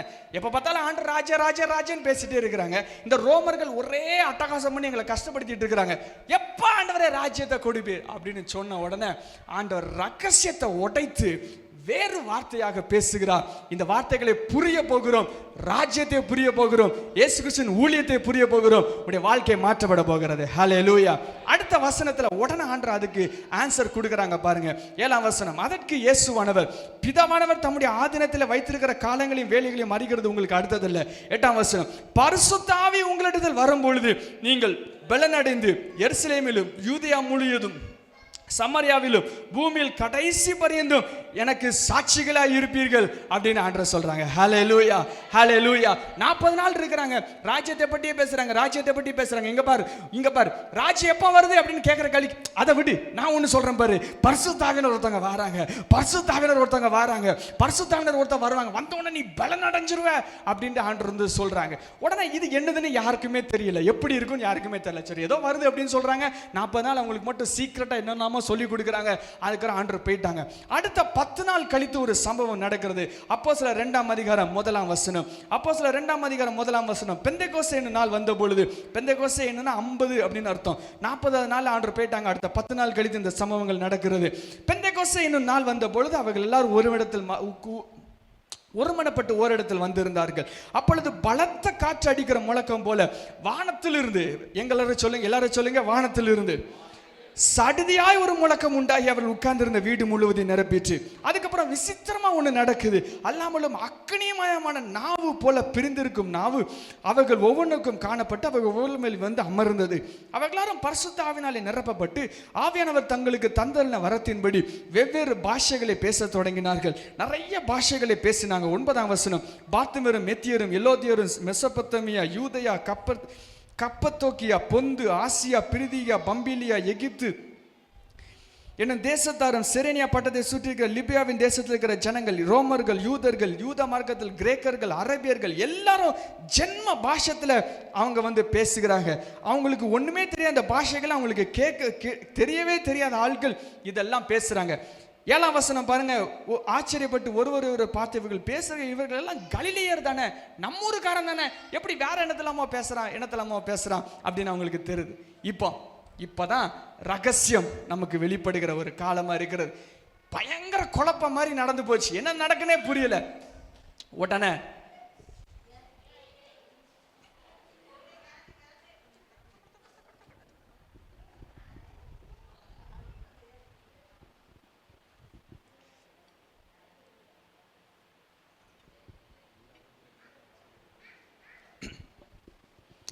பேதுரு எழும்பி நின்னு அவ்வளவு விளக்கத்தையும் சொல்றாங்க. இயேசுவானவர் குறித்து மறைச்சு வச்சிருந்த எல்லா விளக்கத்தையும் இங்க பார் நான் சொல்றேன் பார். பேதுரு எழும்பி நின்னு என்ன நடக்குன்னு நான் உங்களுக்கு சொல்லுகிறேன், என்ன இப்ப நடந்துட்டு இருக்கு நான் உங்களுக்கு சொல்றேன் அப்படின்னு சொல்லி விளக்கத்தை சொல்ல ஆரம்பிக்கிறாங்க. 14ஆம் வசனத்திலிருந்து அவங்க விளக்கத்தை சொல்றாங்க. அப்பொழுது பேதுரு எழுந்து நின்று சத்தமாய் அவர்கள் விளக்கத்தை சொல்றாங்க. சில விளக்கங்களை மாத்திரம் சொல்லி நான் உங்களுக்கு சில காரியங்களை புரிய வைத்து விட்டுங்கிறத நான் கடந்து செல்ல விரும்புகிறேன். அப்போஸ்தலர் 2ஆம் அதிகாரம் 22ஆம் வசனத்தை வாசிப்போம். அப்போஸ்தலர் 2:22 பேதுரு இப்போ விளக்கத்தை கொடுக்கிறாங்க. எல்லாரும் வாசிப்போமா? இஸ்ரவேலரே, நான் சொல்லும் வார்த்தைகளை கேளுங்கள். நீங்கள் அறிந்திருக்கிறபடி நசரேயனாகிய இயேசுவை கொண்டு இயேசு உங்களுக்குள்ளே தேவன் உங்களுக்குள்ளே பலத்த செய்கைகளையும் அற்புதங்களையும் அடையாளங்களையும் நடப்பித்து அவைகளினாலே அவர்களை வெளிப்படுத்தினார். இயேசுவானவர் வந்தாங்க, அவர் ராஜ்யத்தை பற்றி பேசினாங்க, சமீபமா இருக்குன்னு சொன்னாங்க. சொன்னது மாத்திரமல்ல, அடையாளத்தோட சொன்னாங்க. அது சமீபமா இருக்குங்கிறது, அந்த ராஜ்யம் எப்படி இருக்குங்கிறத இங்க சொல்லி கொடுத்துட்டே இருந்தாங்க. அது சின்ன பிள்ளை மாதிரி இருக்கிறது, அங்க வியாதியே இருக்காது, அங்க சுகம் தான் உண்டா இருக்கும், பிசாசு தான் இருக்காது. இங்க ஒவ்வொன்றா செய்ய செய்ய செய்ய ராஜ்யம் அப்படி இருக்கும், ராஜ்யம் அப்படி இருக்கும் சொல்லிக்கிட்டே இருந்தாங்க. நசரேயனாகிய இயேசு இப்படி பண்ணிக்கிட்டு தான் இருந்தாங்க, இப்படி பண்ணிக்கிட்டு இருந்தாங்க. இப்போ புதுசா ஒண்ணு நம்மளுக்கு கொடுக்கப்பட்டிருக்கிறது, பரிசுத்த ஆவியானவர் கொடுக்கப்பட்டிருக்கிறாங்க. இது என்னது தெரியுமா அப்படின்னு சொல்லிக்கிறதுக்கு ஒரு விளக்கத்தை கொடுக்குறாங்க. 30வது வசனத்தை வாசிப்போம். அப்போஸ்தலர் 2:30. மீதி வசனங்கள் எல்லாம் நீங்க வீட்டில் போய் வாசிங்க. நான் முக்கியமான வசனத்தை மாத்திரம் நான் உங்களுக்கு வாசிக்கிறேன். எல்லாமே முக்கியமான வசனம் தான், நான் சொல்லுகிறதுக்கு புரிகிற மாதிரி இருக்க வசனத்தை நான் வாசிக்கிறேன். அதுக்கு பின்பதாக நாம் கற்றுக்கொள்ளலாம். அப்போஸ்தலர் 2:30 வசனம். அவன் தீர்க்கதரிசியா இருந்து தாவீதினுடைய ஒரு கொட்டேஷன் முன்னாடி கொடுத்து தாவீதை குறித்து சொல்றாங்க. தாவீது யார் அப்படின்னா, தீர்க்கதரிசியா இருந்து உன் சிங்காசனத்தில் வீற்றிருக்க மாம்சத்தின்படி உன் சன்னதியில் கிறிஸ்துவை எழுப்ப பண்ணுவேன் என்று தேவன் எனக்கு சத்தியம் பண்ணினதை அறிந்தபடியினால் அவன் கிறிஸ்துவனுடைய ஆத்துமா பாதாளத்தில் விடப்படுவதில்லை என்றும் அவருடைய மாம்சம் அழிவை காண்பதில்லை என்றும் முன்னறிவித்து உயிர்த்ததலை பற்றி சொல்லியிருக்கிறாங்க அப்படின்னு சொல்லிட்டு 32ஆம் வசனம். இதான் முக்கியமான வசனம். எல்லாரும் சேர்ந்து வாசிப்போமா? 33ஆம் வசனம். யாவரும் சேர்ந்து வாசிப்போம். அவர் தேவனுடைய வலது கரத்தினாலே உயர்த்தப்பட்டு பிதா அருளிய வாக்குத்தத்தத்தின்படி பரிசுத்த ஆவியை பெற்று நீங்கள் இப்பொழுது காண்கிறதும் கேட்கிறதுமான இதை பொழிந்தருளினார். ஹல்லேலூயா, ஹல்லேலூயா. இயேசுவானவர் சொன்னாங்க, பரலோக ராஜ்யம் வந்து சமீபமாய் இருக்கிறது, பரலோக ராஜ்யம் சமீபமாய் இருக்கிறது, பரலோக ராஜ்யம் சமீபமாய் இருக்கிறது. எதை குறித்து சொன்னாங்க அப்படின்னா, இயேசுவானவர் பரலோக ராஜ்யம் சமீபமாய் இருக்குன்னு சொன்ன ஒரு காரியத்தை வச்சுட்டு இயேசுவானவர் அப்படியே போய் சிங்காசனத்தை வலது பார்சல்ல வீட்டிருந்து அங்க இருந்து பரிசுத்த ஆவியானவரை எனக்கு கொடுத்து என்ன சொல்றாங்கன்னா, ராஜ்யம் வந்திருக்கிறதுன்னு சொல்றாங்க. ஹல்லேலூயா. அப்படின்னா என்ன அர்த்தம்னா, பரிசுத்த ஆவியானவர் உங்களுக்கு கொடுக்கப்பட்டிருக்கிறாங்கன்னா என்ன அர்த்தம் தெரியுமா? ராஜ்யம் வந்திருக்கிறது. கரங்களை வைத்து ஹல்லேலூயா சொல்லலாமா? ஹல்லேலூயா, ஹல்லேலூயா. எல்லாரும் சொல்லுங்க, ராஜ்யம் வந்திருக்கிறது. ஏன் வந்திருக்கிறது தெரியுமா? பரிசுத்த ஆவியானவர் என் கூட இருக்கிறாங்க. ஹல்லேலூயா. மற்றவங்களுக்கு புரியவே இல்லை. ரோமர்கள் போனாதானே ராஜ்யம் வருது அப்படின்னு சொல்றாங்க. ஆனா இப்பதான் புரியுது, ராஜ்யம் வந்திருக்குன்னா என்ன தெரியுமா? ராஜ்யம் சமீபமா இருக்குது, சமீபமா இருக்குன்னு என்ன அர்த்தம் தெரியுமா? ஆவியானவர் வர போறாங்கன்னு அர்த்தம். ஹல்லேலூயா. இயேசுவானவர் முதல்ல இருந்தே பேசுறாங்க, சமீபமா இருக்கிறது. எதை குறித்து பேசுறாங்க? பரிசுத்த ஆவியானவரை கொடுக்க போகிறேன். சமீபமா இருக்கிறது, எல்லாத்தையும் செய்ய போறீங்க. யாரை கொடுக்க போய் என்ன நடக்க போகுது அப்படின்னா, பரிசுத்த ஆவியானவரை கொடுக்க போறேன். நீங்க பலனடைய போறீங்க. எதை குறித்து பேசியிருந்தாங்கன்னா, ஆவியானவர் குறித்து பேசிக்கொண்டே இருந்தாங்க. ராஜ்யம் வரப்போகிறது, ராஜ்யம் வரப்போகிறது, ராஜ்யம் வரப்போகிறது. எல்லாரும் சொல்லுங்களேன், பரிசுத்த ஆவியானவர் வர்றதும் சொல்லுங்க, பரிசுத்த ஆவியானவர் வருகிறதும் ராஜ்யம் வருகிறதும் ஒண்ணு. ஹல்லேலூயா, ஹல்லேலூயா. நீங்க நினைச்சிட்டீங்க சும்மா ஏதோ காத்தடிக்குன்னு நினைச்சிட்டீங்க, அது காத்து இல்ல, ராஜ்யம் வந்திருக்கிறது. ஹல்லேலூயா. எல்லாரும் சொல்லுங்க, ராஜ்யம் வந்திருக்கிறது. எல்லாரும் சொல்லுங்க, ராஜ்யம் வந்திருக்கிறது. ஹல்லேலூயா. அதுக்கான முக்கிய வார்த்தை அங்க சொல்லப்பட்டிருக்கிறது. 33ஆம் வசனம். பரிசுத்த ஆவியானவர் இங்க பொழிகிறதுக்கான அர்த்தம் என்ன தெரியுமா? நான் உனக்கு சொல்றேன். எல்லாரும் அந்நிய பாஷையை பேசிட்டு இருக்காங்க. எல்லாரும் ஆவியில நிரம்பி அவங்க பேசிக்கிட்டே இருக்கிறாங்க. உன்ன இந்த இடத்துல அங்க பேதுரு எழும்பி நின்னு இவங்க பேசுறது என்ன தெரியுமா?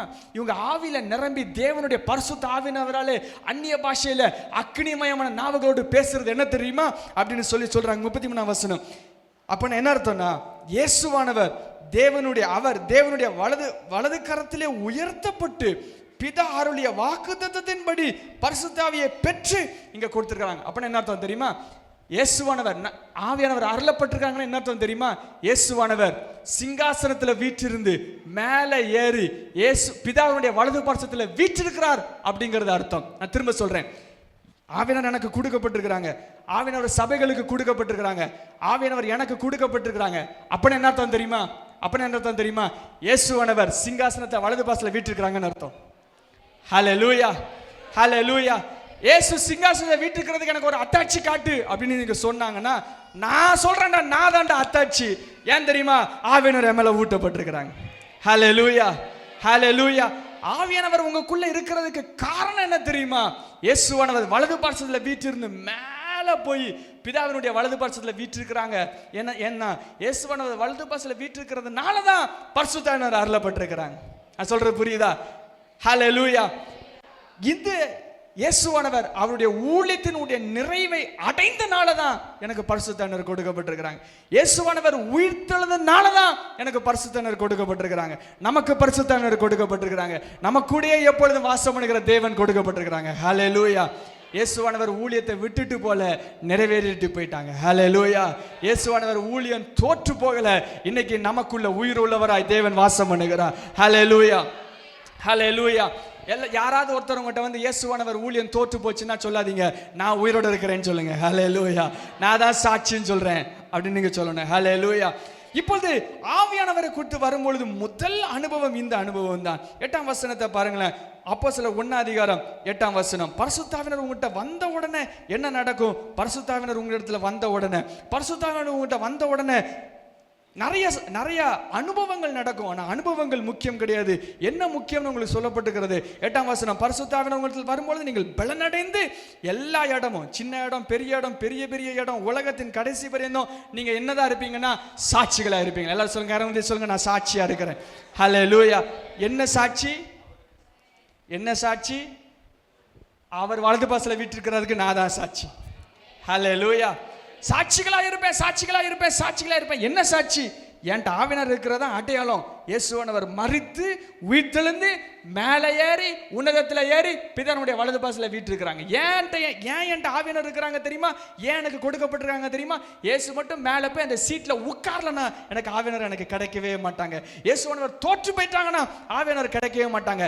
நம்மகிட்ட ஆவியானவர் இருக்கிறாங்க. அதுக்கு காரணம் என்ன தெரியுமா? இயேசுவானவர் மேலே இருக்கிறாங்க. அதுக்கு நான் தான்டா சாட்சி. ஹல்லேலூயா. ஹல்லேலூயா. யாராவது உங்கள்கிட்ட வந்து இயேசுவானவர் தேவனே இல்லை அப்படின்னு யாராவது உங்கள்கிட்ட வந்து சொன்னாங்கன்னா அப்படிலாம் நீ பேசாதீங்க. நான் தான் சாட்சி இயேசுவானவர் உயிரோடு இருக்கிறதுக்கு. ஏன்னா ஆவியானவர் என் கூட இருக்கிறாங்க. ஹல்லேலூயா. Hallelujah. You cannot deny resurrection because God has anointed me. You cannot deny anything that is from Jesus Christ because God has anointed me. இயேசு உயிரோடு இருக்கிறதுக்கு நான் தான் சாட்சி. இயேசு உயிரோடு இருக்கிறதுக்கு நீங்க தான் சாட்சி. ஏன்னா இயேசுவானவர் உங்களை ஆவியானவராலே நிரப்பி இருக்கிறார். ஹல்லேலூயா. ஹல்லேலூயா. ஆவியானவர் உங்க கூட இருக்கிறதுங்கிறது ஒரு சாதாரண ஒரு அனுபவம் இல்லை. ஆவியானவர் சபைகளுக்கு கொடுக்கப்பட்டிருக்கிறதுங்கிறது சாதாரண ஒரு அனுபவம் இல்லை. ஆவியானவர் எனக்கு வேணும் அப்படிங்கிறது நீங்க எதற்காகனா நல்ல அபிஷேகம் பட்டு நிரம்பணும், நல்லா ஒரு மாதிரி விழணும், இல்லாட்டி நிறைய பேருக்கு தீர்க்கதரிசனம் சொல்லணும். அதற்காக நீங்க வந்து ஆவியானவர் உங்களுக்கு கொடுக்கப்படல. ஆவியானவர் எதுக்கு கொடுக்கப்பட்டிருக்கிறாங்க அப்படின்னா, ஆவியானவர் எதுக்கு உங்க கூட இருக்கிறாங்கன்னா, இயேசுவானவர் ராஜ்யத்துல உயிரோடு மேல சிங்காசனத்துல வீற்றிருக்கிறாங்க. அதான் நான் பூமிக்கு காண்பிக்க போறேன்னு சொன்னீங்கன்னா உங்க மேல அபிஷேகம் ஊற்றப்படும். ஹல்லேலூயா. ஹல்லேலூயா. ராஜ்யம் தான் ஆண்டவருடைய இருதயம். ராஜ்யம் தான் ஆண்டவருடைய இருதயம். ராஜ்யம் தான் ஆண்டவருடைய இருதயம். சரி, ஆண்டவருடைய அழைப்பு நான் சொன்னேன். ஆண்டவருடைய அழைப்பு என்ன? பரிசுத்த ஆவினாலும் அக்னியினாலும் ஞானஸ்நானம் கொடுப்பாங்க. ஆண்டு பூமியில இருக்கும்போது அந்த ஊழியத்தை ஸ்டார்ட் பண்ண கூட செய்யல. 3 வருஷம் ஊழியம் செஞ்சாங்க. ஒருத்தர் அபிஷேகம் பண்ணப்படலை.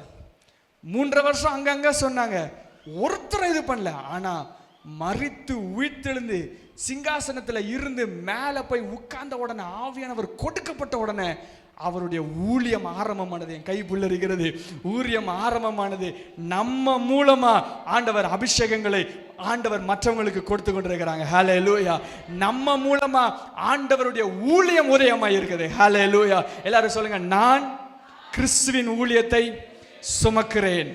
ஹல்லேலூயா. ஹல்லேலூயா. இயேசு சுமந்திருந்தான்னா 3 வருஷம் தான் சுமந்திருப்பாங்க.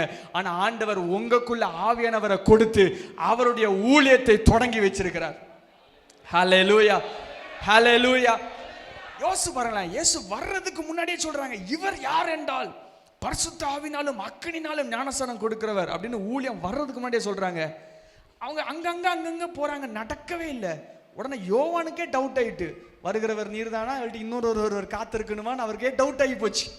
ஏன்னா ஆண்டவர் வேற பிளான் வச்சிருந்தாங்க. என்ன பிளான் அப்படின்னா, இப்போ இல்லடா, நான் உயிர்த்தெழுந்த பிறகு என் பிள்ளைகள் மூலமா என் ஊழியத்தை ஆரம்பிக்க போகிறேன்னு ஆண்டவர் வச்சிருந்தாங்க. ஹல்லேலூயா.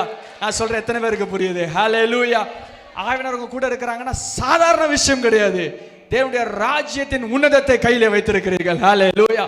இயேசுனுடைய இருதய அழைப்பை நீங்கள் கையில வைத்திருக்கிறீர்கள். ஹல்லேலூயா. இயேசுனுடைய ஊழியத்தின் அழைப்பு என்ன? ராஜ்யம் பூமியில வரணும். அந்த அழைப்பை சுமந்து கொண்டிருக்கிறீர்கள். இயேசுனுடைய இருதய பாரத்தை நீங்கள் சுமந்து கொண்டிருக்கிறீங்க.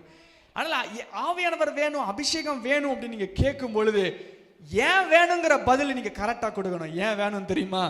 இயேசுவானவர் என்னிடத்திலிருந்து வெளிப்படணும். ஹல்லேலூயா. இயேசுவானவருடைய சாட்சியா நான் இருக்கணும். நீங்க இந்த ஜெபத்தை பண்ணுங்க. ஆண்டவரே, நான் உமக்கு சாட்சியா இருப்பேன் ஆண்டவரே நீங்க சொல்லுங்க. ஆவியானவர் வல்லமையினாலும் அபிஷேகத்தினாலும் வல்லமையினாலும் மகிமையினாலும் உங்களை நிரப்புவார். நல்லா நான் அப்படி இருக்கணும் ஆண்டவரே, நல்லா சீன் போடணும் இப்படிலாம் சொல்லாதீங்க. எனக்கு இது வேணாம் இது வேணாம் இது வேணும், ஏன்னா நல்லா இப்படி இருந்தால் தான் நல்லா இருக்கும் அப்படிலாம் சொல்லாதீங்க. ஏன் வேணுங்கிறதுக்கு பதில் சொல்லணும். ஆண்டவரே, ராஜ்யத்தை சுமப்பேன், ஊழியத்தை சுமப்பேன். ஆவியானவரை சுமக்கும் பொழுது உண்மையா தேவனுடைய ஊழியத்தை செய்வேன், உண்மையா சாட்சியா இருப்பேன்னு சொல்லுங்க. உங்களை யூதேயாவிலும் எருசலேமிலும் உலகத்தின் கடைசி பரியந்தம் சாட்சிகளா வைப்பாரு. கரங்களை தட்டி கடந்து நன்றி சொல்லுதோமா? ஹல்லேலூயா. ஏனென்றால் அது கிறிஸ்துவினுடைய ஊழியமா இருக்கிறது, தேவனுடைய ஊழியமா இருக்கிறது, தேவனுடைய ஊழியத்தின் அழைப்பா இருக்கிறது. 2000 வருஷத்துக்கு முன்பதாகவே சொல்லப்பட்டு வந்துட்டே இருந்தது. இயேசுவானவர் வரும்பொழுது வெறும் அடிக்கல்களை நாட்டி விட்டு உயிர்த்தெழுந்து அதனுடைய உண்மையான அழைப்பினுடைய ஆழத்தை சபைகளுக்கு கொடுத்து விட்டார். ஹல்லேலூயா. இன்னைக்கு அந்த சபையில நம்ம இருக்கிறது அவ்வளவு பெரிய கிருபை. ஏன்னா சபை அதை தாங்கி கொண்டிருக்கிறது, திருச்சபை தாங்கி கொண்டிருக்கிறது, நீங்க அதை தாங்கி கொண்டிருக்கிறீங்க. ஹல்லேலூயா, ஹல்லேலூயா. ஆவியானவரை குறித்து சில காரியங்களை நான் உங்களுக்கு சொல்ல விரும்புகிறேன். இந்த இயேசுவினுடைய ஆவியானவர் என்பவர் யார்? ஆவியானவருடைய தன்மைகள் என்ன? அநேக காரியங்களை சொல்வதற்கு நேரம் இல்லாததினால் சில காரியங்களை மாத்திரம் உங்களுக்கு நான் காண்பிக்க விரும்புகிறேன். பரிசுத்த ஆவியானவர் என்றால் யார் என்று நீங்கள் புரிந்திருக்க வேண்டும். Why you want Holy Spirit அப்படிங்கிறது நான் உங்களுக்கு பதில் சொன்னேன். நீங்கள் சாட்சிகளாக இருப்பதற்கு நீங்கள் பரிசுத்த ஆவியானவர் உங்களுக்கு தேவை. யார் இந்த ஆவியானவர்? பரிசுத்த ஆவியானவர்னா யார் அப்படின்னு கேட்டானா, இன்னையிலிருந்து யார் கேட்டாலும் நீங்க கரெக்டா பதில் சொல்லணும். பரிசுத்த ஆவியானவர்னா யார் அப்படின்னு கேட்டா நிறைய பதில் வச்சிருப்பீங்க. இன்னைக்கு நான் உங்களுக்கு சொல்லுகிற பதில் உங்களுடைய இருதயத்தின் ஆழத்திலே எழுதப்பட வேண்டும். ரோமர் 8ஆம் அதிகாரம் 9ஆம் வசனத்துல சில காரியங்கள் சொல்லப்பட்டிருக்கிறது. பரிசுத்த ஆவியானவர் என்றால் யார் என்று அதிலே சொல்லப்பட்டிருக்கிறது. யோவான் 8ஆம் அதிகாரம்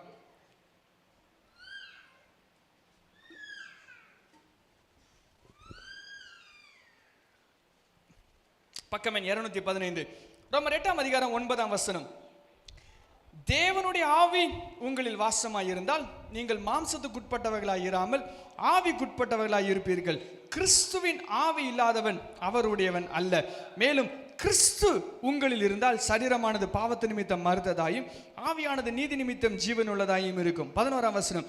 இயேசுவை மரித்தெழுந்து எழுப்பினவருடைய ஆவி உங்களில் வாசமாயிருந்தால் கிறிஸ்துவை மரித்தெழுந்து எழுப்பினவர் உங்களில் வாசமாய் இருக்கிற தம்முடைய ஆவியினாலே சாவுக்கு ஏதுவான உங்கள் சரீரங்களை உயிர்ப்பிப்பார் அப்படின்னு 3 வசனம் போடப்பட்டிருக்கு. இந்த ஆவியானவர் யார் அப்படிங்கிறதுக்கு 3 வார்த்தைகள் அதில் போடப்பட்டிருக்கிறது பாருங்க. 9ஆம் வசனத்துல ஆவியானவர்னா யாரு அப்படின்னு போடப்பட்டிருக்கிறது.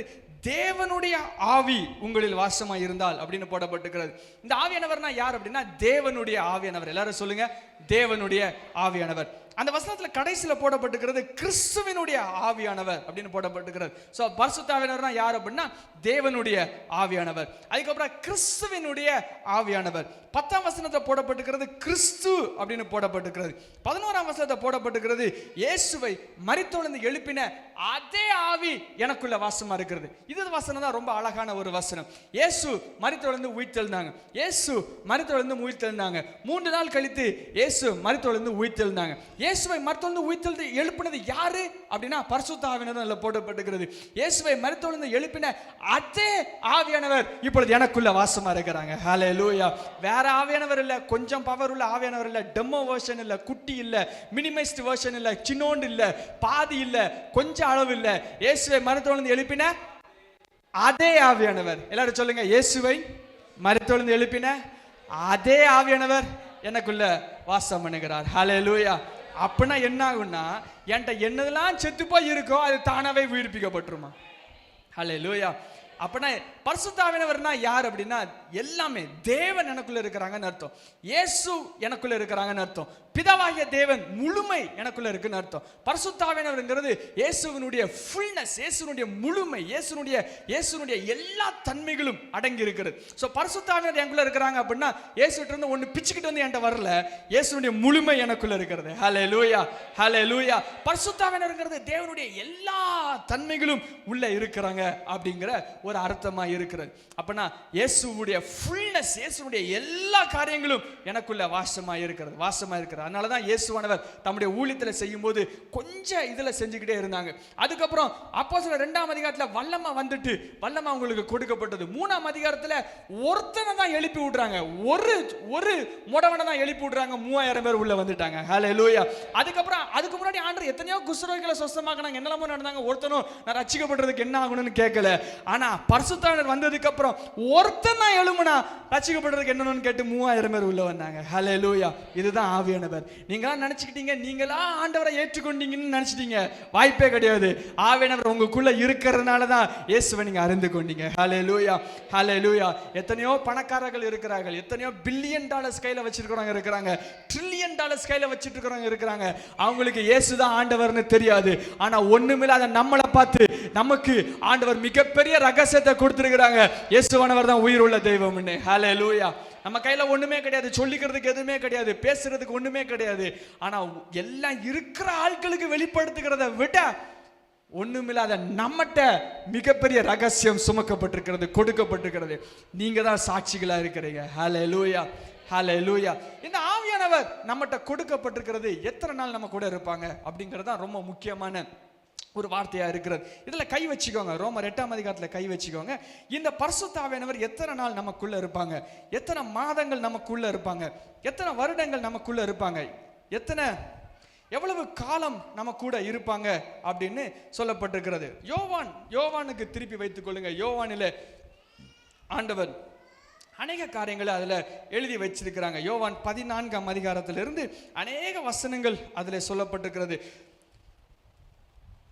யோவான் 14:17 வசனத்தை நாம் வாசிப்போம். ஆவியானவர் குறித்து இன்னும் சில காரியங்கள் கற்றுக்கொண்டு நாம் ஜெபம் பண்ண போகிறோம். யோவான் 14ஆம் அதிகாரம் 17 வசனம் நீங்க புரிய வேண்டிய ரொம்ப முக்கியமான ஒரு வசனம். யோவான் 14:17. உலகம், வாசிப்போமா? பக்கம் 149 வாசிங்களேன். உலகம் அந்த சத்திய ஆவியானவரை காணாமலும் அறியாமலும் இருக்கிறபடியால் அவரை பெற்றுக்கொள்ள மாட்டாது. அவர் உங்களுக்குள்ளே வாசம் பண்ணி உங்களுக்குள்ளே இருப்பதினால் நீங்கள் அவரை அறிவீர்கள். ஹல்லேலூயா, ஹல்லேலூயா. எஸ், ஆவியானவர் எங்க இருப்பாங்கன்னா அவர் உங்களுக்குள்ள வாசம் பண்ணி உங்களுக்குள்ள இருப்பாங்களாம். ஆவியானவர் வந்து பார்த்துட்டு போற ஆண்டவர் கிடையாது, வந்து உங்களை விசிட் பண்ணிட்டு போகிற ஆண்டவர் கிடையாது, உங்க கூட வாசம் பண்ணுகிற ஆண்டவர். எவ்வளவு நாள் இருப்பாங்க? 16ஆம் வசனம். நான் பிதாவை வேண்டிக் கொள்வேன், அப்பொழுது 2 மாதங்கள் இருக்கக்கூடிய ஆவியானவரை உங்களுக்கு அனுப்புவேன் அப்படின்னு எழுதியிருக்கா. அது வேற எதுவும் போட்டிருக்கான்னு பாருங்களேன். அப்பொழுது என்ன போட்டிருக்குது? என்றென்றைக்கும் உங்க கூட இருக்கிற ஆவியானவர். ஹல்லேலூயா, ஹல்லேலூயா. இயேசுவானவருடைய ஊழியம் தோத்தா போச்சு, வாய்ப்பே கிடையாது. ராஜ்யம் எனக்கு கொடுக்கப்பட்டிருக்கிறது, ஆவியானவர் எனக்கு கொடுக்கப்பட்டிருக்கிறாங்க. எவ்வளவு நாள் இருப்பாங்கன்னா என்றென்றைக்கும் இருப்பாங்களா. ஹல்லேலூயா, என்றென்றைக்கும் இருப்பாங்களா. ஹல்லேலூயா, என்றென்றைக்கும் இருப்பாங்களா. நம்ம கூட எப்பொழுதும் இருப்பாங்களா. அது மட்டும் இல்லாம கூட வாசம் பண்ணுவாங்க, கூட நமக்குள்ள வாசம் பண்ணுவாங்க. இது வந்து சாதாரண ஒரு விஷயம் கிடையாது, நம்ம கூட வாசம் பண்ணுகிறது அப்படின்னு. இப்போ என்னுடைய மனைவியும் என்னையும் கயிறு போட்டு கட்டிட்டு 2 பேரும் ஒரு நாள் சேர்ந்து கட்டி போட்டுட்டு 2 பேரும் அலைங்கன்னு சொன்னான்னா அவளும் செத்து போயிடுவான், நானும் செத்து போயிடுவேன். வாய்ப்பே கிடையாது. உங்களையும் சேர்த்து வச்சா எப்படி இருக்கும்? உங்களையும் உங்க கணவனையும் சேர்த்து வச்சு கட்டி போட்டுட்டு 2 பேரும் 24 மணி நேரம் சுத்தி திரிங்க அப்படின்னு சொன்னா நீங்க வாய்ப்பே கிடையாது. உங்க பிள்ளைகளை உங்க கூட 24 மணி நேரம் கட்டி போட்டு சுத்திட்டு வாங்கன்னா வாய்ப்பு இருக்கா? வாய்ப்பே கிடையாது. ஏன்னா நீங்க அவ்வளவு ஒரு போர், நம்மளும் அவ்வளவு ஒரு போர், தாங்கவே தாங்காது. ஆனா அந்த ஆண்டவர் நம்மளை வந்து எட்டி பார்த்துட்டு போற ஆண்டவர் கிடையாது, நமக்குள்ள வாசம் பண்ணுகிற ஆண்டவர். உள்ள வந்தவர் வெளியே போகவே முடியாது, சிறைச்சாலை மாதிரி நம்ம கூட இருக்கிறவங்களா இருப்பாங்க, என்னென்னைக்கும் வாசம் பண்ணுகிறவராக இருப்பாங்க. எவ்வளவு பெரிய கிருபை. ஹல்லேலூயா.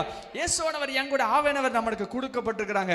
அது நம்ம கூடயே வாசம் பண்ணுவாங்க, எப்பொழுதும் வாசம் பண்ணுவாங்க, என்னென்னைக்கும் வாசம் பண்ணுவாங்க, எப்பொழுதும் என கூட இருப்பாங்க. ரொம்ப முக்கியமானது என்ன தெரியுமா? உலகத்துக்கு அவங்களுக்கு புரியாது, உலகத்துக்கு அவங்களுக்கு அறிவு கிடையாது, உலகம் அவங்களை அறிவிக்க முடியாது, உலகம் அவங்க அறிந்துக்க முடியாது, உலகத்துக்கு அது தெரியவே தெரியாது, அது பெற்றுக்கொள்ள மாட்டாது, அது அவங்களுக்கு வாங்குற சக்தி கிடையாது, அது மேல தங்கி இருக்கிற சக்தி கிடையாது. ஆனா சபையாகிய எனக்கு மேல, இயேசுனுடைய பிள்ளையாகிய எனக்குள்ள அவங்க தங்கி இருப்பாங்க, வாசம் பண்ணுவாங்க, ஆளுகை செய்வாங்க, நதியாக வெளியே செல்வாங்க. ஹல்லேலூயா, ஹல்லேலூயா. நதியாக அவங்க வெளியே செல்வாங்க. இது ஆவியானவரை குறித்து முக்கியமான சில வார்த்தைகள் நான் உங்களுக்கு சொல்ல விரும்புகிறேன். ஆவியானவரை குறித்து இயேசுவானவர் இன்ட்ரோடியூஸ் பண்ணும்பொழுது ஒரு வார்த்தையில இன்ட்ரோடியூஸ் பண்றாங்க. அநேக வார்த்தைகளை வச்சு சொல்லியிருக்கலாம். பரிசுத்தாவியனருக்கு அநேக நாமங்கள் உண்டு. ஆகவே எல்லா நாமங்களையும் வச்சு சொல்லியிருக்கலாம். முதல்ல ஆண்டவர் யூஸ் பண்ணுகிற இயேசுவை பரிசுத்தாவியனரை இன்ட்ரோடியூஸ் பண்ணும் பொழுது யூஸ் பண்ண வார்த்தைகள், உபயோகித்த வார்த்தை முக்கியமான வார்த்தையாக இருக்கிறது. யோவான் 14ஆம் அதிகாரம் 16ஆம் வசனத்தில் நாம் வாசித்தோம். அந்த வார்த்தையை நீங்க பார்த்தீங்கன்னா யோவான் 14:16, நான் பிதாவை வேண்டிக் கொள்வேன், அப்பொழுது என்றென்றைக்கும் உங்களுடனே கூட இருக்கும்படியாக என்ன வார்த்தை போட்டிருக்குது? சத்திய ஆவியானவர் போட்டிருக்கிறது. 17ஆம் வசனம் பாருங்க, சத்திய ஆவியானவர் அப்படின்னு போடப்பட்டிருக்கிறது. சத்திய ஆவியானவர் என்னெல்லாம் பண்ணுவாங்க அப்படின்னு உங்களுக்கு போடப்பட்டிருக்கிறது பாருங்க. 26ஆம் வசனம் யோவான் 14:26, என் நாமத்தினாலே பிதா அனுப்ப போகிற பரிசுத்த ஆவியாகிய தேற்றவாளன் என்ன பண்ணுவாங்கன்னா உங்களுக்கு போதித்து எல்லாவற்றையும் ஞாபகப்படுத்துவாங்க. அதுக்கப்புறம் 16ஆம் அதிகாரத்திலையும் போடப்பட்டிருக்கிறது. 16:12 பாருங்களேன். 16ஆம் அதிகாரம் 12ஆம் வசனம், இன்னும் அநேக காரங்க நான் உங்களுக்கு சொல்ல வேண்டியதா இருக்குது, சொன்னா தாங்க மாட்டீங்க, வாய்ப்பே கிடையாது, ஆவியானவர் இருந்தா தான் நீங்க தாங்குவீங்க அப்படின்னு சொல்லிட்டு அடுத்த வசனம் பாருங்களேன். அடுத்த வசனம் என்ன போட்டிருக்குது? சத்திய ஆவியாகிய அவர் வரும்பொழுது சகல சத்தியத்துக்குள்ளும் நடத்துவார்னு போடப்பட்டிருக்கிறது. ஆவியானவருக்குள்ள மெயினான பேர் என்ன அப்படின்னா ட்ரூத், சத்தியம் அப்படிங்கிறது பேர். அதனாலதான் ஆவியானவர் வரும்பொழுது சத்தியம் அப்படிங்கிறத ஒன்றை சுமந்துட்டு வருவாங்க, உண்மை அப்படிங்கிற ஒன்றை சுமந்துட்டு வருவாங்க, வெளிப்பாடு அப்படிங்கிற ஒன்றை சுமந்துட்டு வருவாங்க, ஞானம் அப்படிங்கிற ஒன்றை சுமந்துட்டு வருவாங்க. அதனாலதான் ஆவியானவர் உள்ள வந்த உடனே ஞானம் அப்படியே வெளியே புகுந்து வரும், ஞானம் அப்படியே வெளியே வெளிப்பாடா வரும். அவங்க நிறைய பேர் ஆவியானவர் உள்ள வரும்பொழுது ஆவியானவர் உள்ள வரும்பொழுது உள்ள அடையாளமாகி அந்நிய பாஷையை அவங்க பேசுவாங்க. அந்நிய பாஷையை பேசுறது எப்படி உருவாகிறது? அது ஞானம். வாயில திறந்தோன்னே சத்தியம் வருகிறது, ஞானம் வருகிறது. ஏன்னா சத்திய ஆவியாகிய தேற்றவாளன் உள்ள வரும்பொழுது வெடித்து செதறுகிற அனுபவங்கள் உண்டாயிருக்கிறது, ஞானம் உண்டாயிருக்கிறது, சத்தியம் உண்டாயிருக்கிறது, சகல சத்தியத்துக்களும் உங்களை நடத்துகிறவராக இருக்கிறார். ஆகவே பரிசுத்த ஆவியானவர் கொடுக்கப்பட்டும் உங்கள்கிட்ட வந்த உடனே அவங்க அநேக வெளிப்பாடுகளை உங்களுக்கு சொல்லி கொடுத்துட்டே இருப்பாங்க, வெளிப்பாடுகளை வெளிப்படுத்திக்கிட்டே இருப்பாங்க, கிறிஸ்துவை வெளிப்படுத்திக்கிட்டே இருப்பாங்க, இயேசுவை சொல்லி கொடுத்துக்கிட்டே இருப்பாங்க. ஏசப்பா இந்த பிரச்சனையில நீங்க என்ன செய்யணும்னு தெரியல அப்படின்னு நீங்க யோசிப்பீங்க. உடனே உங்களுக்குள்ள இருக்கிற ஆவியானவர், வந்துட்டு போகிற ஆவியானவர் இல்ல, உள்ளே இருக்கிற ஆவியானவர், நீங்க சண்டை போட்டான வெளியே போகிற ஆவியானவர் இல்ல, துக்கப்பட்டு இருப்பார் ஆனா திரும்ப உங்களுக்குள்ளே இருக்கிற ஆவியானவர், உங்களை விட்டு போகாத ஆவியானவர் எல்லா பிரச்சனைகளையும் வழியை சொல்லி கொடுத்துட்டே இருப்பாங்க, ஞானத்தை போதிச்சுக்கிட்டே இருப்பாங்க. யாருக்குமே தெரியாது எப்படி இதுக்கு விட வரும்னு, உங்களுக்கு மட்டும் தெரியும். ஏன் உங்களுக்கு மட்டும் தெரியும்னா ஆவியானவர் உங்களுக்குள்ள வாசம் பண்ணுகிறாங்க. ஹல்லேலூயா, ஹல்லேலூயா. கரங்களை வைத்து சொல்லுங்க, பரிசுத்த ஆவியானவர் எனக்குள்ளே வாசம் பண்ணுகிறார். ஹல்லேலூயா. முதல்ல அந்த சந்தேகம் உங்களை விட்டு போயிடணும். உங்களுக்குள்ளதான் இருக்கிறாங்க இல்லையா அப்படின்னு டவுட் நீங்க யோசிக்கலாம். உங்களுக்குள்ளதான் வாசம் பண்ணுகிறாங்க. யார்கிட்டலாம் இயேசு கிறிஸ்துன்ற ரத்தத்தினால பாவ மன்னிப்பு உண்டாயிருக்குதோ அவங்ககிட்டலாம் ஆவியானவர் வாசம் பண்ணுகிறாங்க. ஹல்லேலூயா. நீங்க விசுவாசிச்சுட்டே இருந்தீங்கன்னா அடுத்த ஒரு இடத்துக்குள்ள நடத்துவாங்க. என்ன அப்படின்னா பரிசுத்த ஆவியினாலும் அக்கினினாலும் உங்களுக்கு ஞானஸ்தானம் கொடுப்பாங்க. அது ஆண்டவர் செய்வாங்க. நீங்க ஜெபம் பண்ணுகிறதுனால அது கிடைக்கிறது கிடையாது, ஆண்டவர் கொடுக்கிறதுனால கிடைக்கிறது. ஒருவேளை உங்களுக்கு அபிஷேகம் வேணும், வல்லமையினால நிரப்பப்படணும் அப்படிங்கிற ஒரு ஆசை இருக்கலாம். ஆசை இருக்கும் பொழுது உங்களுக்கு ஒரு ஜெபம் நான் உங்களுக்கு கற்றுக் கொடுக்கிறேன். இந்த ஜெபத்தை நீங்கள் செய்யும்படியாக நான் விரும்புகிறேன். யோவான் 14ஆம் அதிகாரத்தில் தான் அந்த ஜெபம் போடப்பட்டிருக்கிறது. எனக்கு ஆண்டவர் ஆவியினால் என்னை பயன்படுத்த வேண்டும் என்று நீங்கள் ஜெபிக்க விரும்பினால் இந்த வசனத்தை கொண்டு நீங்கள் ஜெபிங்க. 16ஆம் வசனம் யோவான் 14:16. யோவான் 14:16. இந்த வசனத்தை நீங்க பேப்பர்ல எழுதி வச்சுக்கோங்க, பைபிள் எழுதி வச்சுக்கோங்க. டெய்லி உங்களுடைய ஜெபமா அந்த ஜெபம் இருக்கட்டு. வாசிப்போமா? நான் பிதாவை வேண்டிக் கொள்வேன், அப்பொழுது என்னென்றைக்கும் உங்களுடனே இருக்கும்படி சத்திய ஆவியாகிய தேற்றவாளன் உங்களுக்கு தந்தருளுவார். நான் பிதாவை வேண்டிக் கொள்வேன். இயேசுவானவர் பிதாவிட்ட வேண்டிக் கொள்கிறதுனால சத்தியானவர் கொடுக்கப்படுறாங்க. நீங்க விழுந்து கிடந்து உபவாசம் இருந்து ஜெபம் பண்றதுனால ஆண்டவர் கொடுக்கப்படுறது கிடையாது. It is not by your effort, it is by God's prayer, it is by Jesus prayer. It is not by your doing your richness but by God's richness. நீங்க செய்கிறதுனால ஆவியானவர் கொடுக்கப்படுறது இல்லை. நீங்க ரொம்ப அழகா இருக்கீங்க, நல்ல ஆண்டவர் நல்லா பின்பற்றுறீங்க, ஒழுங்கா பைபிள் வாசிக்கிறீங்க, நல்லா ஜெபம் பண்றதுனால ஆவியானவருடைய வல்லமைகள் உங்களுக்கு கொடுக்கப்படுறதுனால இல்ல. இயேசுவானவர் பிதாவினிடத்துல வேண்டிக் கொள்கிறதுனால உங்களுக்கு கொடுக்கப்படுறாங்க. அப்ப நீங்க என்னப்படி ஜெபம் பண்ண, ஆண்டவரே ஏன்னா நான் தாழ்த்துக்கிறேன், ஆண்டவரே பெருமை இல்லாமல் எல்லாவற்றையும் தாழ்த்துக்கிறேன், இயேசுவானவரே நீங்க எனக்கு ஆவினாரே என்ன நிரப்புங்க அப்படி நீங்க ஜெபம் பண்ணீங்கன்னா ஆண்டவர் உங்களை நிரப்புவாங்க. எதுக்கு நிரப்பணுங்க கேட்கிற கேள்விக்கு பதில் கொடுக்கணும். எதுக்கு உங்களுக்கு ஆவியானவர் வல்லமையினால உங்களை நிரப்பணும்? எதுக்கு? சாட்சிகளா இருக்கிறதுக்கு. ஹல்லேலூயா. என்ன சாட்சிகளா இருக்கிறதுக்கு? அவர் சிங்காசனத்துல வீற்றிருக்கிறார், வலது பார்சத்துல வீற்றிருக்கிறார். ஏற்கனவே சொன்னேன், உங்க கையில கொடுக்கப்பட்டிருக்க காரணம் என்ன? ஆவியானவர் உங்களுக்கு கொடுக்கப்பட்டிருக்க காரணம் என்ன? இயேசுவானவர் வலது பார்சத்துல வீற்றிருக்கிற ஒரே காரணத்தால தான் உங்களுக்கு ஆவியானவர் கொடுக்கப்படுறாங்க, உங்களுக்கு ஆவியானவர் அருளப்படுறாங்க. ஆண்டவர்கிட்ட ஜெபம் பண்ணி ஆண்டவர்கிட்ட வேண்டிக் கொள்ளும் பொழுது ஆண்டவர் எப்பொழுதும் நம்ம கூட இருக்கிற ஆவியானவரை கொடுக்கிறாங்க, எப்பொழுதும் நமக்குள்ளே வாசம் பண்ணுகிற ஆவியானவரை கொடுக்கிறாங்க. சும்மா மாத்திரம் கொடுக்கிறது இல்லாம அவருடைய நதிகள் பாய்ந்து செல்கிற கிருபையும் ஆண்டவர் வந்து கொடுக்கிறாங்க. ஒரே ஒரு வசனத்தை வாசித்து நம்ம ஜெபம் பண்ண போகிறோம். யோவான் 7ஆம் அதிகாரம், யோவான் 7ஆம் அதிகாரம் 37ஆம் வசனம். யோவான் 7:37, 38 வசனத்தை நாம் வாசிக்க போகிறோம். யோவான் 7:37. பண்டிகையின் பக்கமே 136. பண்டிகையின் கடைசி நாளாகிய பிரதான நாளிலே இயேசு நின்று சத்தமிட்டு, ஒருவன் தாகமாய் இருந்தால் என்னிடத்தில் வந்து பானம் பண்ண கடவன். ஒருவன் தாகமாய் இருந்துச்சுன்னா, உனக்கு பசிச்சிச்சுன்னா, உனக்கு தாகமா இருந்துச்சுன்னா நீ என்கிட்ட வந்து பானம் பண்ணு. உனக்கு பசிச்சிச்சுன்னா என்கிட்ட வந்து பாகம் பண்ணு. நிஜமா உனக்கு வேணும்னா என்கிட்ட வந்து பானம் பண்ணு. நான் உனக்கு என்ன தருவேன் அப்படின்னா 38ஆம் வசனம், வேத வாக்கியம் சொல்லுகிறபடி, என்னிடத்தில் விசுவாசமா இருக்கிறவன் எவனோ அவன் உள்ளத்திலிருந்து ஜீவ தண்ணீருடைய நதிகள் ஓடும் அப்படின்னு சொல்றாங்க.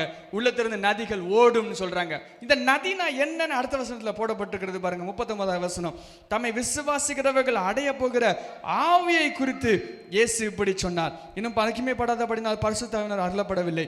ஸோ ஆவியை குறித்து சொல்றாங்க. இப்போ 38ஆம் வசனத்தை திருப்பி கரெக்டா நம்ம வாசிப்போம்.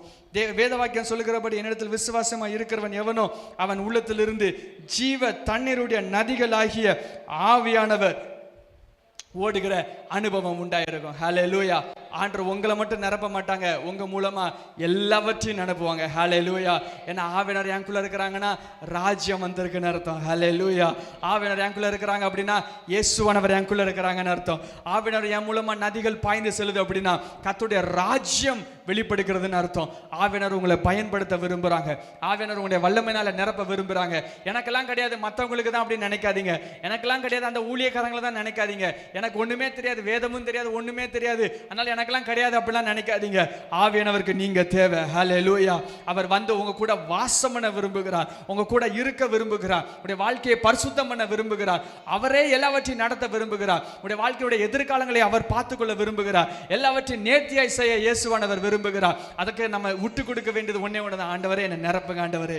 தாகம் உள்ளவனுக்கு மாத்திரம் தான் தண்ணி கிடைக்கும். ஹல்லேலூயா. யாருக்கெல்லாம் தாகம் இருக்குதோ அவங்க எல்லாம் வந்து பானம் பண்ணுங்கன்னு ஆண்டவர் தாராளமா சொல்றாங்க.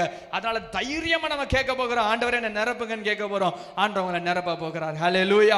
வல்லமையினால நிரப்ப போகிறார். எப்பொழுதும் ஆவியானவரோட வாசம் பண்ணுகிற அனுபவம் உங்களுக்கு உண்டாயிருக்க போகிறது. நாம் ஜெபிக்கும்படியாக நாம் எழுந்து நிற்போம்.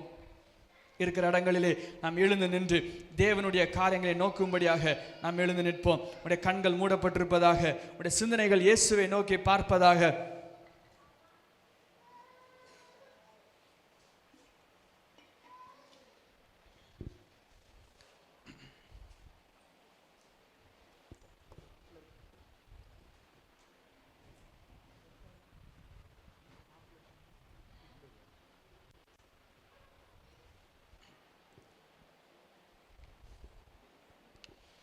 உடைய கண்கள் மூடப்பட்டிருப்பதாக, உங்களுடைய சிந்தனைகள் இயேசுவை நோக்கி பார்ப்பதாக. இயேசுவானவர் சாதாரண ஒரு மனிதனாக அல்ல, அவர் உயிர் உள்ளவராக இருக்கிறார், அவர் உயிர்த்தெழுந்த தேவனாக இருக்கிறார். அவர் பூமியிலே வந்து அஸ்திபாரங்களை போட்டுவிட்டு அவருடைய ஊழியத்தினுடைய மகிமையான காரியங்களை இன்றைக்கு நிறைவேற்றுகிறவராக இருக்கிறார். இன்றைக்கு இயேசுவானவருடைய ஊழியம் என்ன தெரியுமா?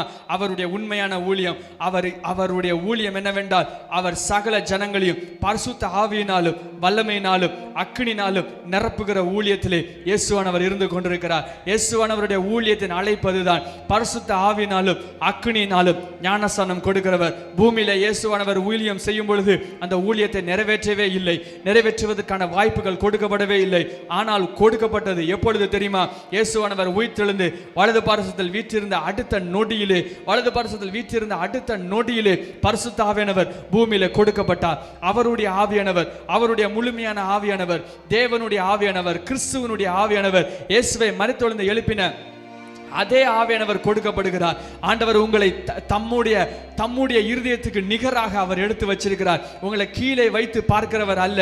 கீழே கொஞ்சம் தான் இவனுக்கு கொடுக்கணும். இவன் இந்த இடத்துல உள்ளவன், இந்த ஊர்ல உள்ளவன், இவனுக்கு எல்லாத்தையும் கொடுக்க கூடாது, இவனுக்கு கொஞ்சோண்டு மாத்திரம் கொடுப்போம். இவன் சரியான ஆளு கிடையாது, இவன் சரியான தலைமுறையிலே இவன் வந்தவன் அல்ல, இவனுடைய தகப்பன் இப்படிப்பட்டவன், இவனுடைய தாய் இப்படிப்பட்டவள், ஆகவே இவனுக்கு எல்லாத்தையும் கொடுக்க கூடாதுன்னு எந்த ஒரு மனிதனையும் ஒதுக்காதபடி தம்முடைய முழுமையான நிறைவாக பரிசுத்த ஆவியானவரை வாசம் பண்ணும்படியாக எல்லாருடைய இருதயத்திலும் ஊற்றப்படுகிற தேவனாய் இருக்கிறார். யாரெல்லாம் விரும்பி கேட்கிறாங்களோ அவங்களுக்கெல்லாம் கொடுக்கப்படுகிற தேவமாய் இருக்கிறார். அவர் இன்றைக்கு உங்களுடைய வாழ்க்கையில வாசம் பண்ணுகிறார். பரலோக ராஜ்யம் சமீபமாய் இருக்கிறது என்று கூக்குரலிட்டு ஒவ்வொரு கிராமமாக அலைந்த தேவன் அவருடைய ராஜ்யம் சமீபமாய் இருக்கிற அந்த ராஜ்யத்தின் சுவிசேஷத்தை நிறைவேற்றி பரிசுத்த ஆவியானவரை உங்களிடத்திலே பொழிந்தருளி ராஜ்யம் வந்திருக்கிறது என்று எழுதி வைத்திருக்கிறார். அவருடைய ராஜ்யம் வந்திருக்கிறது. ஏனென்றால் ஆவியானவர் உங்களுக்குள்ளே வாசம் பண்ணுகிறார். இயேசுவானவர் வலது பார்சத்திலே வீற்றிருக்கிறார். ஏன் தெரியுமா? அவருடைய ஆவியானவர் உங்களுக்கு கொடுக்கப்பட்டிருக்கிறது. சபையிலே ஆவியானவருடைய ஆளுகை இருக்கிறது.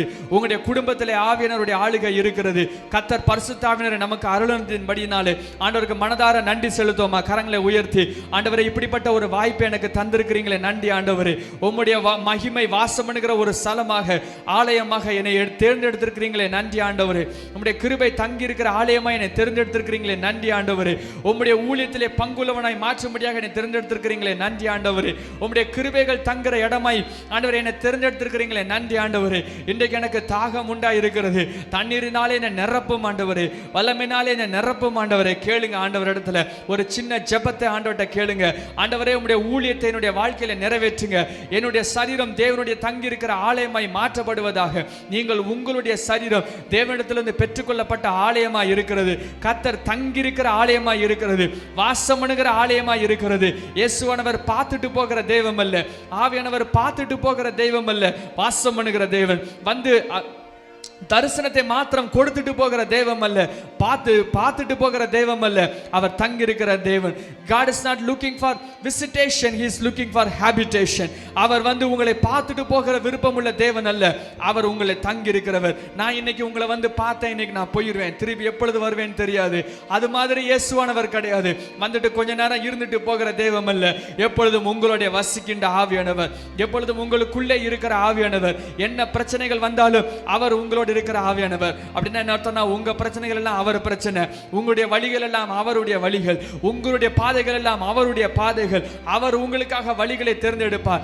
அவர் உங்களை செம்மையான வழியில நடத்துவார். ஏனென்றால் ஆவியானவருடைய ஆளுகை இருக்கிறது. அவர் மேய்ப்பனாக இருக்கிறார். நீங்கள் ஆடுகளாக இருக்கிறீர்கள். அவருடைய சத்தத்துக்கு கீழ்ப்படுகிறீர்கள். அவருடைய சத்தத்துக்கு கீழ்ப்படுகிறீர்கள். Holy Spirit is very much sensitive. அவர் மிகுந்த சென்சிட்டிவ் உள்ள தேவனாக இருக்கிறார். ஆகவே நீங்க அவருக்கு செவி கொடுக்க வேண்டியது மிகவும் அவசியமா இருக்கிறது.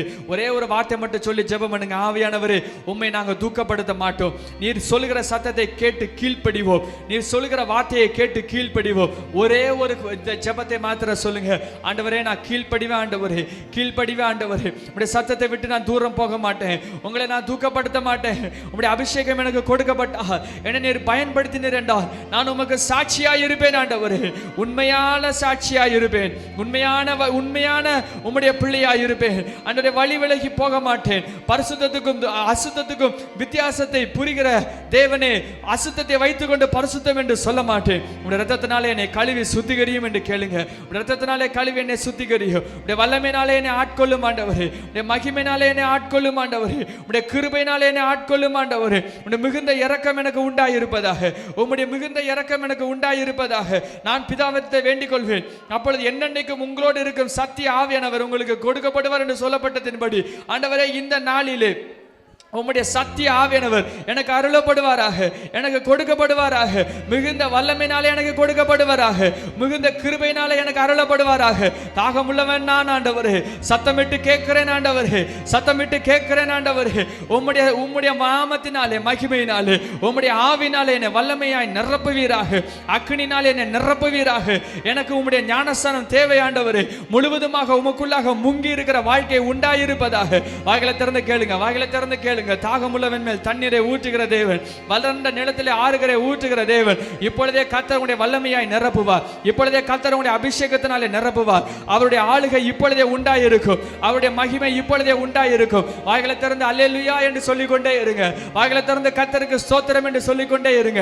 வாய்களை திறந்து இயேசுவே இயேசுவே இயேசுவே என்று சொல்லிக்கொண்டே இருங்க. உங்களுடைய வாய் கர்த்தருடைய வார்த்தையினாலே நிரப்பப்படுவதாக. அவருடைய ஆவியானவருடைய ஆளுகைக்குள்ளாக நீங்கள் வருவீர்களாக. முழுமையாக தேவனுடைய பிரகாசம் உங்களுக்கு உண்டாயிருப்பதாக.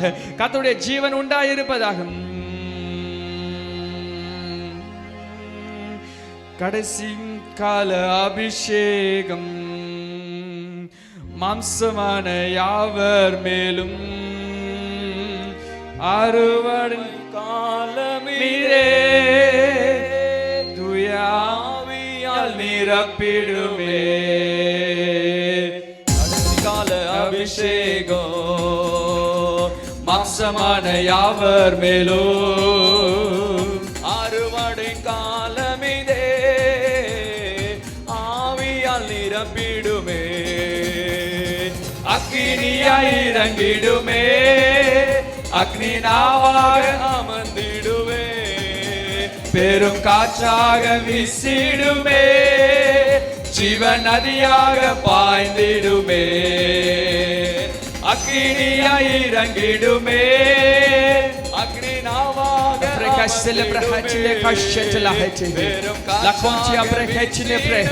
இப்பொழுதே தேவனுடைய ஆவியானவர் பலமாய் உடைய வாழ்க்கையில் கிரியை செய்வாராக, கிரியை செய்வாராக. கர்த்தருடைய பலத்தினாலே நிரப்பப்படுவீர்களாக. வானத்திலிருந்து பரலோகத்திலிருந்து அனுப்பப்படுகிற சகாயம் இப்பொழுதே உங்களுக்கு உண்டாயிருப்பதாக. அவருடைய அக்கினியினாலும் வல்லமையினாலும் நிரப்பப்படுவீர்களாக, நிரப்பப்படுவீர்களாக, நிரப்பப்படுவீர்களாக. கர்த்தருடைய வல்லமையினாலே ஆளுகையினாலே இயேசுவின் நாமத்தினாலே லஹேஷச்சல ஃப்ரேகாஷச்சல ஹோதோ லஃபுலகோச்சல ஃப்ரோகாசச்சலே demrekele brefla kesho akwa kanto kana brahantana plakantila kotne atila frema selema kantlo atule basele brahute akwa kana shate lokentile brakantile sote faho ekoli chele kantele shato lagate ale brekate da fraba santa akwa ni mashate lekole brehete akufia kafule sele koko le shele brehe narapapadirgalaha narapapadirgalaha narapapadirgalaha நிரப்பப்படுவீர்களாக, நிரப்பப்படுவீர்களாக. வல்லமையினாலும் ஆளுகையினாலும் நிரப்பப்படுவீர்களாக. இயேசுவுடைய பரிசுத்தம் உண்டாயிருப்பதாக. சாட்சிகளாய் இருப்பீர்களாக, சாட்சிகளாய் இருப்பீர்களாக. எழுந்து பிரகாசிப்பீர்களாக. இயேசுவின் நாமத்தினாலே எழுந்து பிரகாசிப்பீர்களாக. உடைய துக்க நாட்கள் முடிந்து போகிறது, துக்க நாட்கள் முடிந்து போகிறது, துக்க நாட்கள் முடிந்து போகிறது, துக்க நாட்கள் முடிந்து போகிறது. சகாயம் உண்டாயிருக்கிறது, சகாயம் உண்டாயிருக்கிறது, வல்லமை உண்டாயிருக்கிறது, மகிமை உண்டாயிருக்கிறது. வானங்கள் திறக்கப்படுவதாக. இடங்கொள்ளாமல் போகும் மட்டும், இடங்கொள்ளாமல் போகும் மட்டும், இடங்கொள்ளாமல் போகும் மட்டும். இப்பொழுதே ஆவியானவர் உங்களை நிரப்புவாராக, நிரப்புவாராக, நிரப்புவாராக. Be filled with the power of the Holy Spirit. Be filled with the power of the Holy Spirit. ஆவியானவருடைய வல்லமையினாலும் ஆளுகையினாலும் இப்பொழுதே நிரப்பப்படுவீர்களாக. இருதயத்தில் இருக்கிற எல்லா பிசாசின் கிரியைகளும், பிசாசின் ஆளுகைகளும், பிசாசின் தந்திரங்களும் இருதயத்தை விட்டு அற்று போவதாக. மன்னிக்கப்படாத பாவங்கள் இயேசுவின் நாமத்தினாலே இப்பொழுதே மன்னிக்கப்படுவதாக, மன்னிக்கப்படுவதாக, மன்னிக்கப்படுவதாக. உங்களுடைய சிந்தனைகள் ஆவியானவரோடு நிரப்பப்படுவதாக. உங்களுடைய சிந்தனைகள் ஆவியானவருடைய அனுகிரகத்தினாலே நிரப்பப்படுவதாக. உங்களுடைய வாயின் வார்த்தைகள் ஆவியானவருடைய வல்லமையினாலே நிரப்பப்படுவதாக. உங்களுடைய கண்கள் இயேசுவினுடைய ஆவியானவரோடாலே ஆவியானவராலே இப்பொழுதே தொடப்படுவதாக. எல்லா இச்சையின் காரியங்களும் இச்சையின் கிரியைகளும் உடைக்கப்படுவதாக. பாவத்தை மேற்கொள்கிற வல்லமை உண்டாயிருப்பதாக. பாவத்தை மேற்கொள்கிற வல்லமை உண்டாயிருப்பதாக. கர்த்தருடைய பலன் உண்டாயிருப்பதாக. இயேசுவின் நாமத்தினாலே இப்பொழுதே கர்த்தருடைய பலத்தினாலே நிரப்பப்படுவீர்களாக, நிரப்பப்படுவீர்களாக, நிரப்பப்படுவீர்களாக, நிரப்பப்படுவீர்களாக. இடங்கொள்ளாமல் போக மட்டும் நிரப்பப்படுவீர்களாக. ஆவியினுடைய எல்கைகள் உண்டாயிருப்பதாக. கர்த்தருடைய தரிசனம் உண்டாயிருப்பதாக. கண்கள் திறக்கப்பட்டு இப்பொழுதே தரிசனங்களை பார்ப்பீர்களாக, தரிசனங்களை பார்ப்பீர்களாக. இப்பொழுதே கரங்கள் கர்த்தருடைய கிரியைகளை பெற்றுக்கொள்வதாக. எல்லா பலவீனங்களும் உடைக்கப்படுவதாக. பலவீனங்கள் மறைக்கப்படுவதாக, இப்பொழுதே மறைவதாக இயேசுவின் நாமத்தினாலே. கர்த்தருடைய சுகம் உண்டாயிருப்பதாக, சுகம் உண்டாயிருப்பதாக. கர்த்தருடைய வல்லமையினாலும் ஆளுகையினாலும் இப்பொழுதே சுகம் உண்டாயிருப்பதாக. தேவனுடைய பாதுகாப்பு, கர்த்தருடைய பாதுகாப்பு, கர்த்தருடைய கோட்டை, கர்த்தருடைய மறைவு இப்பொழுதே உண்டாயிருக்கிறது. மறைவு உண்டாயிருக்கிறது. கர்த்தருடைய கோட்டைக்குள்ளாக இருக்கிறீர்கள். ஒருவனும் உங்களை தொட முடியாது. சத்துரு உங்களை மேற்கொள்ள முடியாது. பாதாள வாசல்கள் மேற்கொள்ள முடியாது. எந்த ஒரு வல்லமையும் உங்களை ஆட்கொள்ள முடியாது. தேவனுடைய அனுகிரகத்தினாலே நீங்கள் சூழப்பட்டிருக்கிறீர்கள். இயேசுவின் நாமத்தினாலே இப்பொழுதே இப்பொழுதே இப்பொழுதே தேவனுடைய மகிமையும் வல்லமையும் உங்களை ஆட்கொள்வதாக. கரங்களை தட்டி கர்த்தருக்கு நன்றி செலுத்துவோமா. அவர் நம்மை நிரப்பி இருக்கிறார். வல்லமையினாலே நிரப்பி இருக்கிறார். அவர் நம்மிலே வாசம் பண்ணுகிறார். வாசம் பண்ணுகிற தேவனாய் இருக்கிறார். வாசம் பண்ணுகிற தேவனாய் இருக்கிறார். நல்ல கரங்களை தட்டி இயேசுவானவருக்கு, ஆண்டவருக்கு நன்றி சொல்லுவோமா, நன்றி சொல்லுவோமா. ஒருபோதும் நீங்காத ஆவியானவர், ஒருபோதும் நம்மை விட்டு தூரம் போகாத ஆவியானவர், ஒருபோதும் நம்மை விட்டு தூரம் போகாத ஆவியானவர், நமக்குள்ளே எப்பொழுதும் வாசம் பண்ணுகிற ஆவியானவர், எப்பொழுதும் நதியாக வாசம் பண்ணுகிற ஆவியானவர், எப்பொழுதும் ஞானத்தினாலே நிரப்புகிறவர், எப்பொழுதும் வெளிப்பாடுகளை தருகிறவர், ரெவலேஷனை தருகிறவர், ஞானத்தினாலே நிரப்புகிறவர், சகல சத்தியத்துகளும் நடத்துகிறவர். ஒரு நாளும் நமக்கு துக்கம் உண்டாயிருக்காது. ஒரு நாளும் தேவையில்லாத காரியங்கள் நடக்காது. எல்லா இடத்திலும் சமாதானத்தை கட்டளையிடுகிறவர், எல்லா இடத்திலும் தேவனுடைய ஆறுதலையும் துணையும் கட்டளையிடுகிறவர். எனக்காக எஸ்தரை அனுப்புகிறவர், எனக்காக தானியேலை அனுப்புகிறவர், எனக்காக எல்லாவற்றையும் செய்கிறவர், எனக்கு உண்பதாக பாதைகளை செவை பண்ணி இருக்கிறவர். ஹல்லேலூயா. நல்ல கரங்களை தட்டி கர்த்தரை ஸ்தோத்திரிப்போமா. நன்றி ஆவியானவரே, நன்றி ஆண்டவரே, நன்றி ஆண்டவரே, நன்றி ஆண்டவரே, நன்றி ஆண்டவரே, நன்றி ஆண்டவரே, நன்றி ஆண்டவரே. ஸ்தோத்திரம் ஆண்டவரே. உமக்கு நாங்கள் நன்றி செலுத்துகிறோம் கர்த்தாவே. கிறிஸ்துவினுடைய ஊழியத்தை சுமக்கிற மிகப்பெரிய பாத்திரமாய், மிகப்பெரிய ஒரு பாக்கியத்தை எங்களுக்கு தந்திருக்கிறேன். கரங்களை உயர்த்தி ஆண்டருக்கு அந்த வார்த்தைக்காக நன்றி சொல்லுவோமா. இயேசுனுடைய ஊழியம் உங்களுக்குள்ளாக இருக்கிறது. இயேசுனுடைய ஊழியத்தின் விஸ்தாரம் உங்களுக்குள்ளாக இருக்கிறது. இயேசுவினுடைய ஜெயத்தின் உச்சி உடைய வெளிப்பாடு உங்களுக்குள்ளாக இருக்கிறது. நீங்க தான் சாட்சி. இயேசு உயிர்த்தெழுந்ததுக்கு நீங்க தான் சாட்சி. இயேசு வலது பார்சத்தில் வீற்றிருக்கிறதுக்கு நீங்க தான் சாட்சி. உங்களுடைய வாழ்க்கை தான் சாட்சி. உங்களுடைய பரிசுத்தம் தான் சாட்சி. உங்களை ஆண்டவர் கனப்படுத்துகிற கனம் தான் சாட்சி. உங்களோடு இருந்து கர்த்தர் செய்கிற மகிமையான கிரியைகள் தான் சாட்சி. கர்த்தர் உங்களை ஆசீர்வதிக்கிற ஆசீர்வாதம் தான் சாட்சி. அவர் உங்களோடு இருந்து மாறாதவராய் எப்பொழுதும் இருக்கிற தேவனாய் இருக்கிறார். அந்த உன்னதமான தேவனுக்கு நல்ல கரங்களை தட்டி நன்றி செலுத்துவோமா.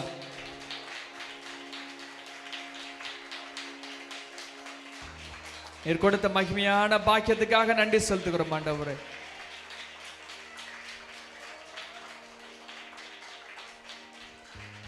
பரலோக ராஜ்யம் நம்மத்திலே வந்திருக்கிறது.